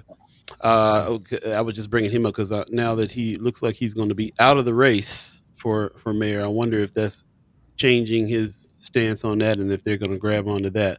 But you're saying right now that they didn't look like they have the votes. You never know, but it doesn't look like it. But a show of support probably will still very much help. Yeah, man. Yeah, and for those you don't know, winner take all. That's a bill they're trying to pass to make it so that we don't have a blue dot anymore. We don't have ability to be able to vote in the area, in our area. The whole state, whatever the majority of the state wants, is what would happen. So that means even if you voted for Kamala Harris this last election, it wouldn't have counted. It would have counted that the state would have overall voted for Trump, and there would be no blue dot. So I can understand why they want to make it winner take all, and they're pushing for that. And the same people that are here pushing for blue dot probably need to really step up and push against it, so that it can stay like it is. McDonald has some pretty interesting things to say about it. About that's not how we've been doing things. You don't change stuff at the last minute. So I'm kind of anxious to see if he's gonna change his tune. And you talk about people saying one thing one day and mixing it up the next day.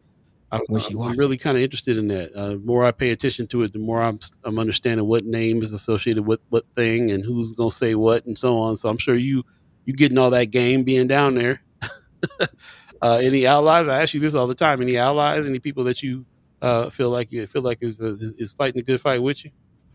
Yeah, I mean, it's people that's fighting a good fight. It's people that help, like Senator Conrad and Senator Hunt that help, and Senator Kavanaugh. Both the Kavanaughs helped to get my bill attached. So I mean, there's allies down there. I ain't gonna say like it's bleak on everything. Like there's people down there trying to fight.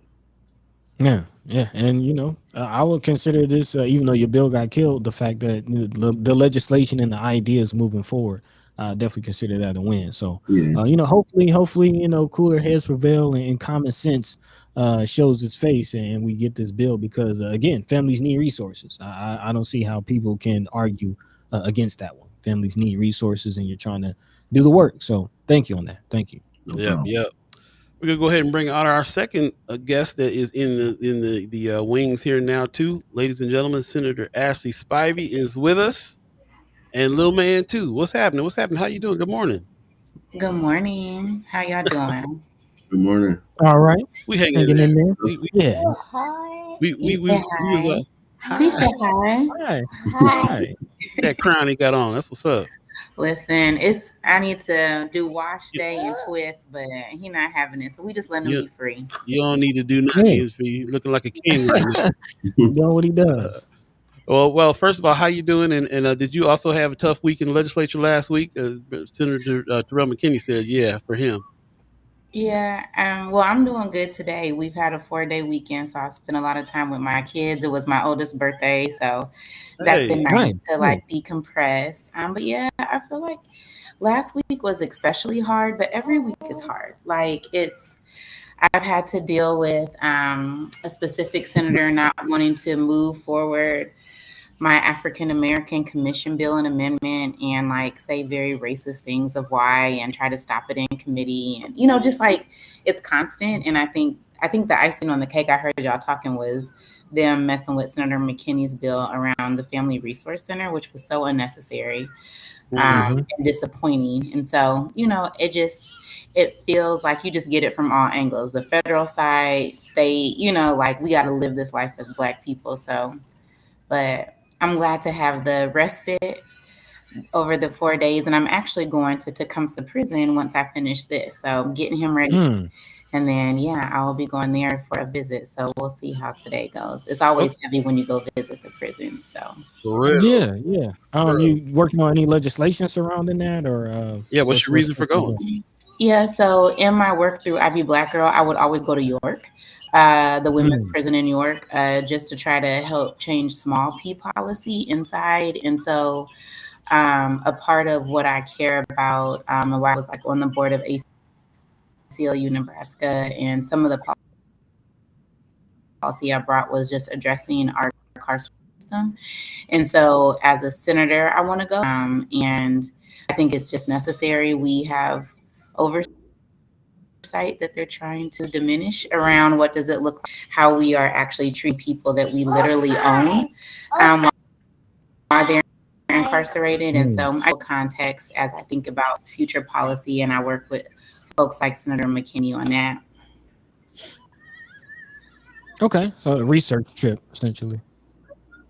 Well, not necessarily research, but just being in space. Like you need to talk to the people that's there, right? Like, and as a senator is very different, and the access I have is very different than if I go in as a committee.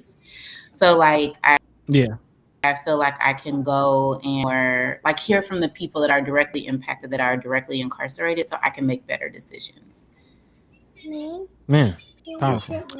Senator McKinney, do you have any bills, anything that that has to do with the prison? Have you been able to go take a trip as well?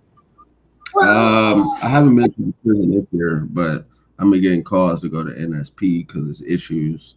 I got a bill dealing with post-conviction relief for individuals that have been convicted when they're young that I'm trying to get passed. I got some. I think I probably got a couple, but not too many this year. But I do have a couple. And Senator Holcroft prioritized my bill to give people second chances after a certain period of time. So I'm hopeful that passes as well. That's what's up. What do you mean by second chances? What does that look like? So basically, if the bill states that if somebody serves, I think, 25 or 30 years, if you were sentenced under like 26, if you served 25 years, you got the ability to go in front of the parole board and get parole. And if you sentence over 26 and up, if you serve 30 years, you get the ability to go in front of the parole board. Even people that were sentenced to life, and that's the bill. Holcroft took it, and I co-sponsored it. It's my bill though, so hopefully it passed. It's a Republican on it, so they might not mess with it. Man, politics. But there's a lot to Senator McKinney's point. So we have the bill that Senator Reapy prioritized, which sentences juveniles as adults a lot younger and what they can be held in detention. So then I had a bill around sentence reform that if our kids get sentenced as adults, it changes the parameters, so it's not a de facto life sentence.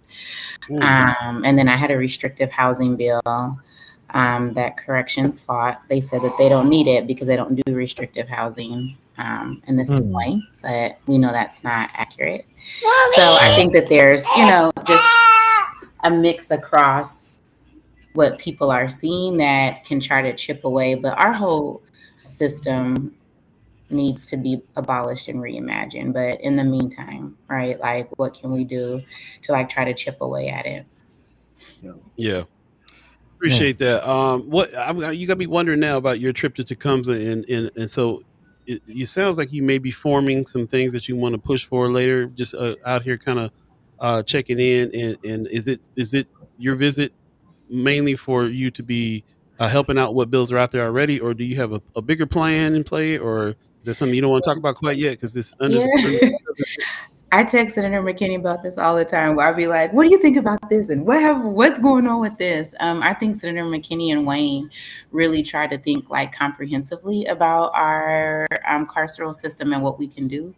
And so like LB 50, for example, I get a lot of letters around what that was supposed to be and some of the stalling with the legislation and things that are happening. And so my hope would be that I could work with my colleagues, even outside of Senator McKinney. Like, I think everyone should be actively engaged in this and address our prison system. So, I talk about this. My dad was in prison most of my life, so it's always really tough when I go.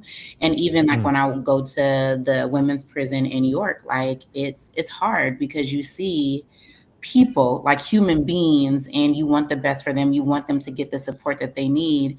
And we know that our carceral system are seeing people that actually have mental health and addiction issues, which is causing some of the opportunities or decisions in front of them. And then I think as a member of appropriations, we are investing $400 million into a new prison that is going to be overcrowded, that is not inherently rehabilitative, when we're talking about we have a budget deficit and we're willing to cut and not invest in preventative programs. And so, like, that if we want to address people being inside of the system, like, you got to do mentoring programs, have good jobs, quality neighborhoods, right? Like all of these things that we know, but we are not willing to invest in them. And in this budget cycle, we are actively cutting them. And so I just been thinking about, like, how do I take money from the prison? Like, I don't think it should be built, and everything is up to revisit. Our governor is revisiting things that the legislature committed to in previous years and is willing to amend legislation, is willing to change money. And I feel like the prison then should that same conversation, like, we should be able to address and say, well, no, we're not building a new prison. And here's where we're going to put those dollars to people that are currently inside to ensure that it's actually rehabilitative, and then go on the preventative side. And so I just been thinking about it. And again, I want to be effective. And I feel like I myself have not been in prison, so I cannot do that if I do not talk to people that are in prison, if I cannot sit with them, if I cannot hear their stories, if I cannot hear their experiences. And so I have to do that. So I plan to visit all of our corrections, and I'm just starting with Tecumseh. Man, powerful. Paul Philman in the chat is saying, please meet with the guys in restrictive housing at Tecumseh if you can. Yep, I will. So I will be all through the prison. And like I said, I had a bill around restrictive housing. I worked with a policy advocate who used to be my counterpart on the board of ACU, who's actually in restrictive housing around that bill. And so, again, I think my role is always to try to center the people that have the lived experience, and then how can I be a good partner and conduit? Like, that's what I want to do. And so I plan to not just visit one time, not just, you have to be present. And so, yeah, that's my intention with going today and scheduling these visits. Take cards and a notebook. Man, Senator McKinney, the work that you and Senator Wayne have been doing over the time that you've been there, have you seen things? I'm thinking about how I know now it takes years for some of this stuff to work, and it's one of the reasons why Ernie Chambers, back in the day, it used to be that you can stay in the legislature and work these things out, because it usually takes 2, 3, 4, 5 years sometimes to get something popping. When it comes to prison reform stuff, the stuff that you and Senator Wayne got together on early on, do you see any of that stuff happen? Come to fruition now? Have other senators jumped on? Yeah, some of it has been working. Like, I passed LB 631, which did a lot of changes. They're doing parole school now, preparing people for parole and getting them more educated about parole and what that entails. People are getting the ability to get into community correction sooner because of stuff we did. So it's different things we did that people don't highlight, but those type of things where people get into community corrections and work release sooner. Parole school, making sure the parole board goes to work. LB 50 passed. Like they said, it wasn't retroactive, but it helps people being sentenced right now as well. Like, it gives them a sooner time to be released. Because what LB 50 did was say, basically, you have the ability to get parole sooner to help you transition out. So it's like it's small wins that we've been able to get, and the AG and other people have been trying to fight against it, but we got some things done. That's what's up. I got one more question for Senator Spivey, and then I'm going to throw it to Buddy, because I can see your wheels turning over there. Senator Spivey, can you tell us? I don't know. Now we have a little bit of some experience with going to Tecumseh. We've worked on some documentary films and stuff about reentry, and all the reentry program stuff that I've been filming and capturing and talking to people about have been men's reentry programs. I haven't heard much about women's reentry programs at all. What's it like over there at York? And are there some reentry programs that you like and you think work and need support? Oh, that's a tough question. So I think it's a yes and. So I went to the women's prison in York in my Ivy Black Girl hat. And the goal of that was that a lot of our community members that are incarcerated are forgotten about, and how can we think about reproductive well-being for people inside? So whether that's access to care, whether that's the nursery program and they're pregnant while they're doing their sentence, like I wanted to be able to do that work. And so to Director Jeffrey's credit, he gave permission for his staff to be able to work with us on that and to figure it out. And so he did at least open that door compared to the prior director where that wasn't even a possibility.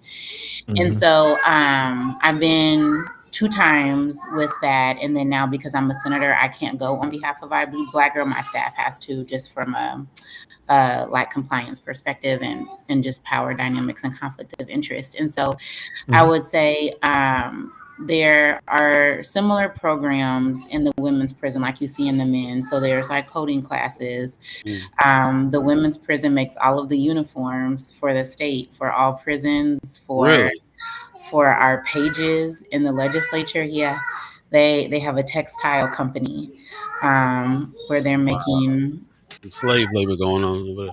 Yeah, man. And everyone has to have a job. So one of the things that was hard for me is like, even in the nursery program, I think that's a great program.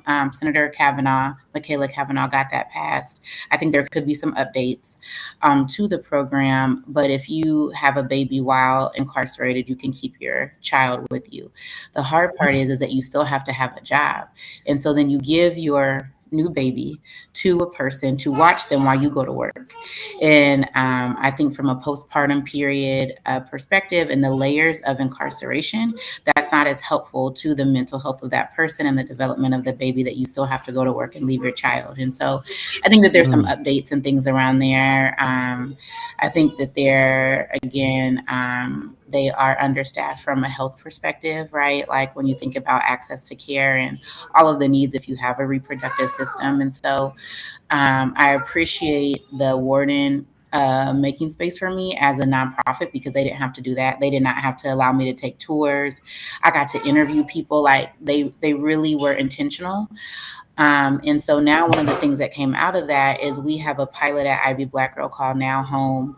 We're using Naomi Hadaway as our main facilitator to help shape it, but we paid system impacted women who have children to help us curate what does it look like from a housing perspective in order to have what you need to parole or be on probation or just come back home and be have the reunification with your children.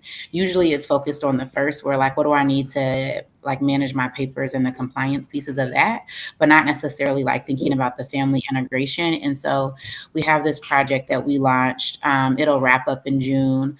We have a housing summit May 7th, where we're inviting reentry developers, nonprofits, funders, policymakers to say, like, if you are thinking about housing, especially for women that are parents, because that is a smaller population, like we don't have as much housing support as we do on the men's side. Like, here's how you do it from, again, the leadership and experiences of those that are most impacted. So we have a community advisory committee that we paid. We have 2 advisors that are system impacted. One actually has a home that she has for women that are advisors. We brought in Susan Burton, who's a national expert and system impacted herself and created a framework. And so we were really intentional about, we know that this is a gap and we can't necessarily have our voice at the forefront, but we can create the container for this and help to lead it. And so that's one of the things that have come out of that. And so I'm hoping that as I go back to visit as a senator, then I'm able to still have some of that impact. It creates a different dynamic though, now that I'm a senator. So, but I appreciate what we've been able to do so far around supporting women inside. Beautiful. Appreciate that. Yeah. Before we jump to Buddy, Paul Philman is in the chat saying, how is the new director impacting the situation? I think he put that in there when we were talking to you, Senator McKinney, about some of the stuff that you and Senator Wayne have been progressing with. He's been okay. I think there's definitely a lot of room for improvement. Anybody that's overseeing a correctional system, I'm gonna be hard on regardless. He been like, I have my critiques and things that need to be better, and the things I'm hearing about what's going on in NSP need to be addressed. I think he's probably given too much autonomy to a lot of like the wardens and things like that, the people that have been in the system for a long time, and he's not probably as hands-on as he probably should be, if I'm being honest. So a lot of like things that I'm hearing are not great at all. You have any experience with the I heard you mention him earlier, Jeffries, Senator Spivey. What's your experience there? Yeah, I think he does give a lot of autonomy to his wardens and like lead staff. And so in some situations it bodes well, where I was able to get stuff done. And then other situations, like, I mean, these folks have spent their entire careers in corrections. Like the women's prison, for example, all of the staff, their whole career started there and will probably end there. Like they've been there 30 years. And so when you talk about just innovation, a different mindset, right? Like they are institutionalized too. And so I think that Senator McKinney is right, is that there's opportunity. And, wow. It's just like corrections is one piece, right? So like we have all the stuff before, we have all the stuff after, like we have our courts and sentencing, like it's this comprehensive, massive system. And so I think, I think to this point, people are very siloed and binary in their approach. They think corrections is here.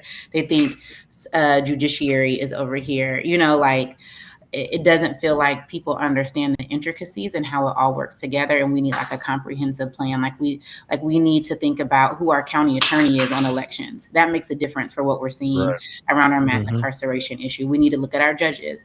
We need to think about what nonprofit programs are. We need to think about the crime commission and how they spend their aid dollars. We need to talk to the county about juvenile justice.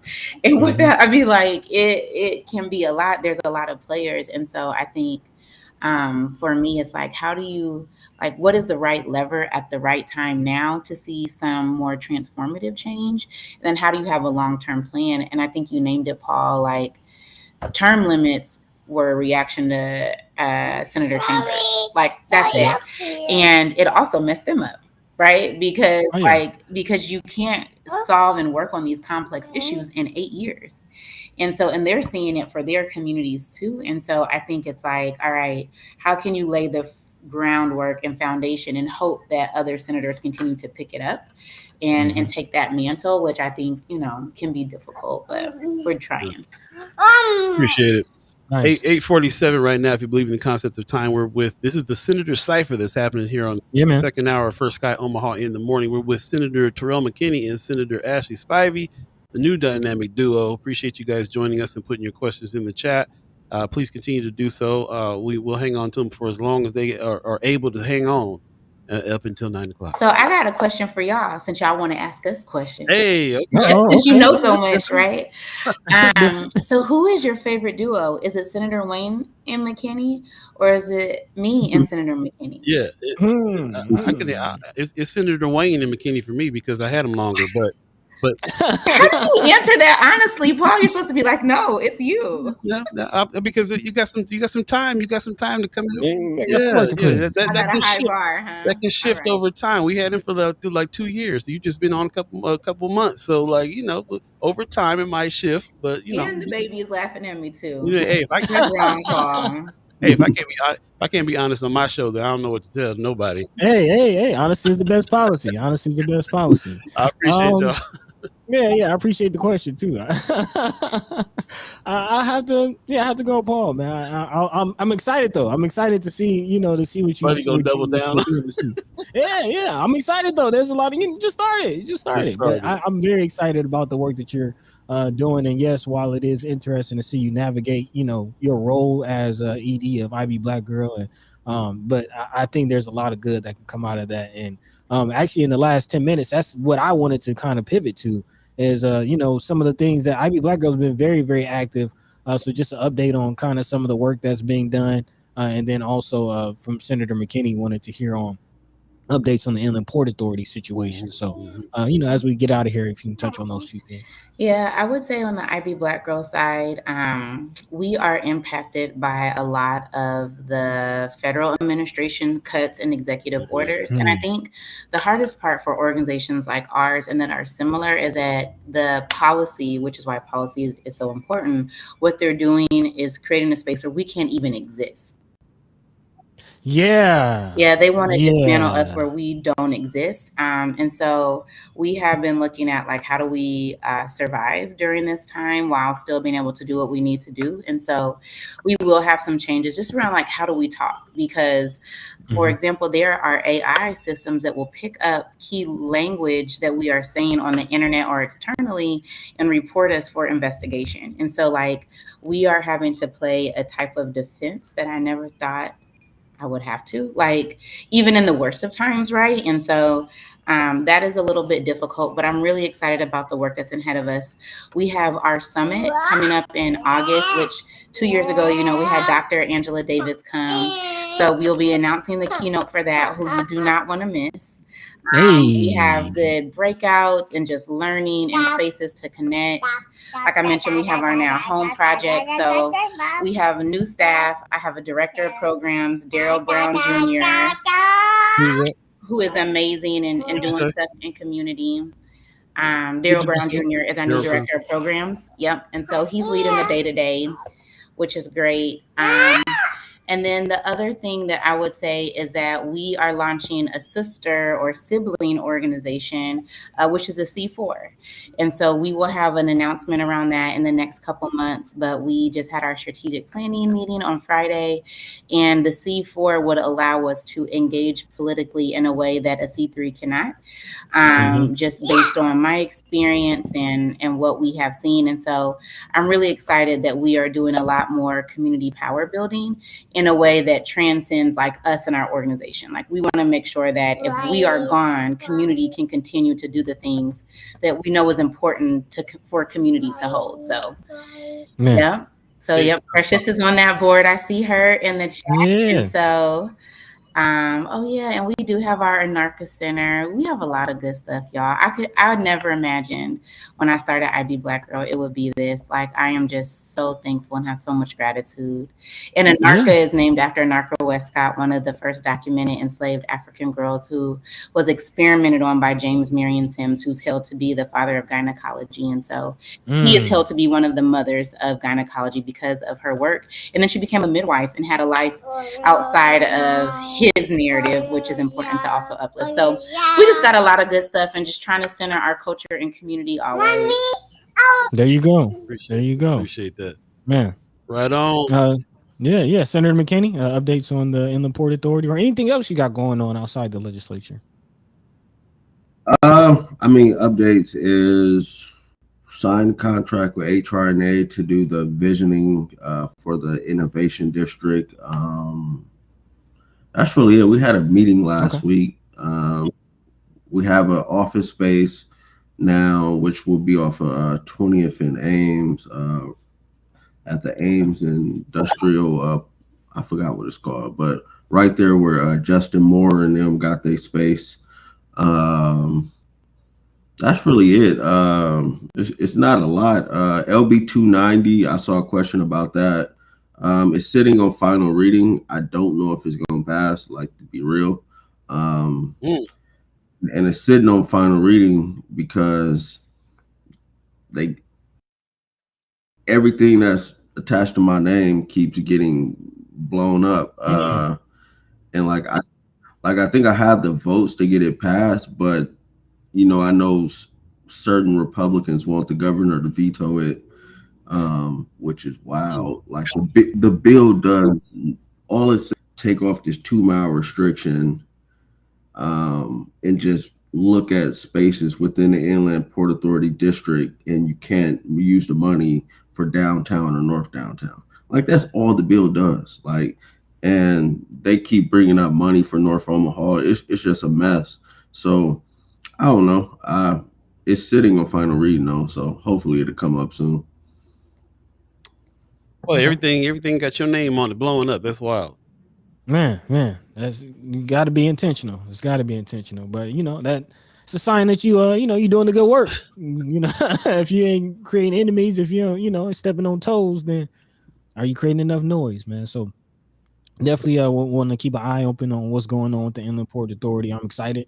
I understand the whole idea behind it as far as the whole DED situation and having to pivot. So yeah, I'm here for it. I'm here for it. Other than that, what's any final words before we get out of here? Just about 6 minutes left. Chat's going off, by the way. So shout out to you. I would say that there are some bills that are coming up for debate. So like today we have to address winner take all. So that's coming up. LB like 89, the anti-trans bill has gotten out of committee. There's just like we've been trying to address the carve out for minimum wage against young people. Like there's things that are moving that are going to be really important. So just for people to like tap in and see those. And then we'll be debating the budget soon, which the budget is going to be really important because everyone will get a chance to see what the body is suggesting to cut and keep. And we are funding property tax relief at the consequence of services that I believe the state should be funding for everyday residents that impact low income and like middle income people. Like we need to address that. And so I think having people actively watching like what bills come up for agenda and like sending emails to all senators, not just yours, really just makes a difference to ensure that like they know that the second house continues to watch and hold them accountable, because they act like that voters and people are just dumb and like don't know like that. They constantly say that on the mic, like they don't know what they were voting for. Like I could say the same thing about you. Senator McKinney has been dragging people like more people voted for this than they voted for you to be in office. And that probably is why they're mad about 90, because that really hit a nerve. And then everybody's been reading the percentages. So I think that really hit a nerve. But McKinney's cold-blooded. Keeping people like just stay engaged, like watch and continue to reach out, I would say for me would be important.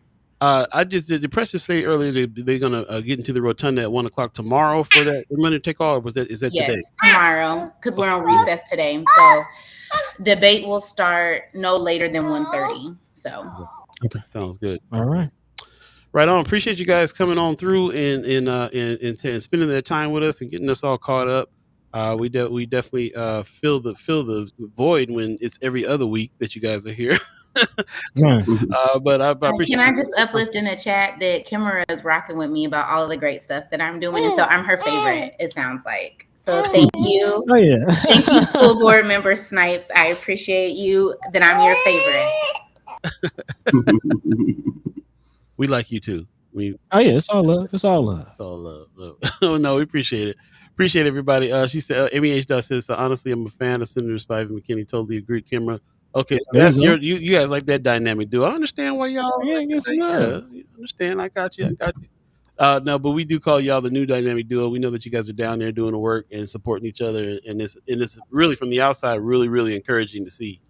Man, when you're looking at the legislature, and you're just like, man, we got a brother and sister down there, and they ain't fighting with each other. They helping, supporting each other, and they supporting us. So I want us to make sure that we can get down there and support y'all for what other things that are happening as well. So that's what's up, man. We got about 2 minutes left in the show before we get out of here. We've been talking about the legislature a whole hour, just about anything fun, anything you want to say. What you got? Did you do anything fun this weekend? Anything that's aside from all this politics?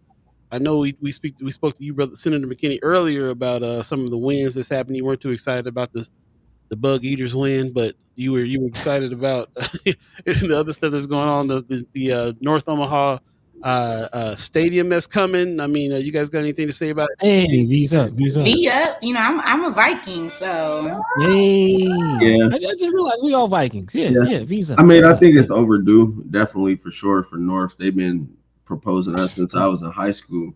I mean, I think it's good. I don't like some of the people that's a part of it, but that's neither here or there. But at least it's happening. It's good they get in the stadium. Yeah, like I say, it's a good thing. But we ain't dumb. That's a good Take the wins where we can. Well, and I just want to say happy birthday again to my oldest. He turned 11, so we had a Hey, birthday party. Urban Air though got to see me because I spent a lot of money at Urban Air. That's what y'all need to talk about. These expensive places that are supposed to be offering kid opportunities, birthdays, and all of that. They don't have updated equipment, misleading signage. Their food is just out of a microwave. We need to have a segment about that. My daughter just got hired at Urban Air, so she starts tomorrow. Hey, no, we tell her to go to Altitude or something because Urban Air got to see me. They got to see me. You make change from the inside, maybe. I don't know. There you go. We need more for the family, for the babies to do in general. Man, we need more backyard boogies. I don't want to hear it. Hey. Cook our own food and get down on the backyard kickback. You know what I'm saying? We got to do all that. Season. 'Tis the season. Appreciate you guys, man. She said, please don't get Ashley started. I was hot, okay? I was hot. Hey, Precious, no, because how do you spend so much money for you to have like raggedy stuff? Like they have French fries that was out of a microwave, and they charge me per picture of Starry $30 for 3 pictures of Starry. Listen, they had a dirty Band-Aid on the jumping area. They wasn't clean. Listen, so can you please bring me back for a separate segment around these places because I have a lot of feedback that I would like to. I have to bring back the soapbox moment. It's the new target. We're gonna be back. We're gonna be boycotting again. All right, y'all. We're gonna let y'all get out of here, man. I'm trying to tell y'all though, backyard boogie and jungle juice. That whole party $30 right there. That whole party $30 right there. So I'm just saying. Appreciate y'all, man. We'll definitely have you back in a couple weeks, and please tap in anytime. Let us know about the date. Remind us about dates that we need to try to come up and support, and so on and so forth. If you would. Thank y'all. Enjoy the rest of your week. Likewise. Peace. All right, ladies and gentlemen, there was the Senator Cypher. Hey. Got busy, man. Appreciate them coming on through. Yeah. And we'll have them again in a couple weeks. So we're gonna go ahead and get out of here. We already ran a little late. Ran a little late today already, so it's going down. To tap in Friday, there was one announcement I wanted to make. I did get an email from somebody that was let go from the Union for Contemporary Art. I think they were part of that union that was a little bit upset and wanted to say they wanted to come on to the show. I think we're going to go ahead and have them on the show and talk about that situation, but not before we have the ED Lakeisha Green and the Sister Chapman. Yes, I'm sorry. Say what's the name? Sister Chapman. Denise Chapman. Yes, thank you. Yeah, I'm looking at the clock like, yeah, we late. These sisters are going to be on Friday to talk about what's upcoming. Of course, Denise Chapman got hired back to the Union for Contemporary Art. Lakeisha Green, the executive director in this picture as well. She was on our show before. We're going to have her again on Friday. And they're going to be talking about what's coming next for the Union for Contemporary Art. And then after that, we'll definitely reach out to some of the people that wanted to come and speak on the situation since we've been speaking on it. So shout out to everybody that's been following that story and provide some information as well. Shout out to everybody who's been a part of what's going on with trying to revitalize or rejuvenate the situation. Union for Contemporary Art being entrenched in the community that it sits in which it sits in a big way, and we really want to see if we can try to find some solutions, make some change, and get down. Nope, Black Dynamite, we ain't doing 3 hours. Man, you gotta relax. Not doing it. We appreciate everybody that's come through. Shout out to all the chat chimers, and we got a lot of good people in today, and a lot of good questions, a lot of good comments. And I really appreciate everybody that is doing this. So we'll go ahead and get out of here, buddy. You got some words for the people? Yeah, man. Big shout out to the senators for coming through. I appreciate the Senator Cyphers going off in a real way, getting some real information, so much needed information, man. So we appreciate them for letting us know, how to get down in the legislature, how to get down in the Capitol, and where to go, when to go. So appreciate that information. Of course, big shout out to all of you, chat chimers, ghost listeners, even the monitoring spirits. We see you. But we appreciate you nonetheless. No, RG, no, we're not doing 3 hours. We got other work to do. A big shout out to those who have checked out the candidate interviews. Again, May 13th is the general election. Look out for that. We are still dropping candidate interviews. I believe we have Michael Pilipatis coming up next. Yep. Helipatus. So yeah, look out for that one. And we're still working on that. And of course, if you haven't already, make sure you sign up for the weekly wrap. That's still going on. And we got a lot of things still brewing, man. So stay tuned, check us out, follow us on social media, check out our website, firstskyOmaha.com. In the meantime, between time, catch the same time, same place right here, Monday, Wednesday, and Friday on First Sky Omaha in the morning. And with that, Paul B. Yo. Take it away. Man, I'm going to be working on some of them 3X Fight the Tower shirts. We still got those shirts for sale. Definitely go to firstskyOmaha.com, hit the shop button, and check out the shirts that we got. It's part of the proceeds that go to the Underwood Tennis Group so we can keep on helping them fight the situation there. The tennis rights, man. It's all about tennis rights. We got to get busy with that. Fight the Towers. Fight the Towers. Check us out. We'll be here Wednesday. We got a special guest coming on Wednesday now, not confirmed yet, but I think it'll be a very special show as well. And then, like I say, a Friday, we're going to have Lakeisha Green back with D Chap coming in the house on Friday to talk about what's coming up for the Union for Contemporary Art. So stay tuned for all of that. And we appreciate everybody that's joined us. Congratulations to the people that won their races. And we'll definitely be looking forward to what people are going to do in the generals coming up. Shout out to Sherman Wells for always fighting a good fight. Definitely check out Sunday's sermon with Sherman, so he can let you know what's really going on. And man, shout out to Assembly of the Saints, man, for picking up the mantle and providing a space for us to do what everything that needs to be done can get done there. So shout out, man. Definitely go back and check that out. So many things happening, man. The Babies on podcast, man. The gym, the bistro, the assembly hall. Everything that's going on in that space can be a space for the whole community, and we appreciate Brother Ballard and everybody out there doing the good work. So shout out to y'all, man. Shout out to keeping up the good work, boots to the roots, taking care of this community in the way that you do. And we're going to keep on telling people about it because we're good at telling people stuff. Tell you something in a hot minute. Okay. So shout out, man. Appreciate it. Shout out to Umaha Tribe elders for allowing us to be on this land. Thanks to our elders for allowing us to speak before you. And thanks to you, the Chat Chimers, allowing us to speak with you. We appreciate everything that you guys do. Shout out to the members of the channel as well. The $10 people, $25 people, $50 people. Thank you for supporting us. Thank you for everybody who's been doing advertising with us as well. If you want to advertise with us, hit us up at firstskyOmaha@gmail.com. And if you want to become a member, go to firstskyOmaha.com and hit the join button. And we appreciate it if you do that. Thank you. We'll see you Wednesday. You guys take care of yourselves. Peace. By the way, Vanglorious. This is protected by the red, the black, and the green. At the crossroad, with the key. By any means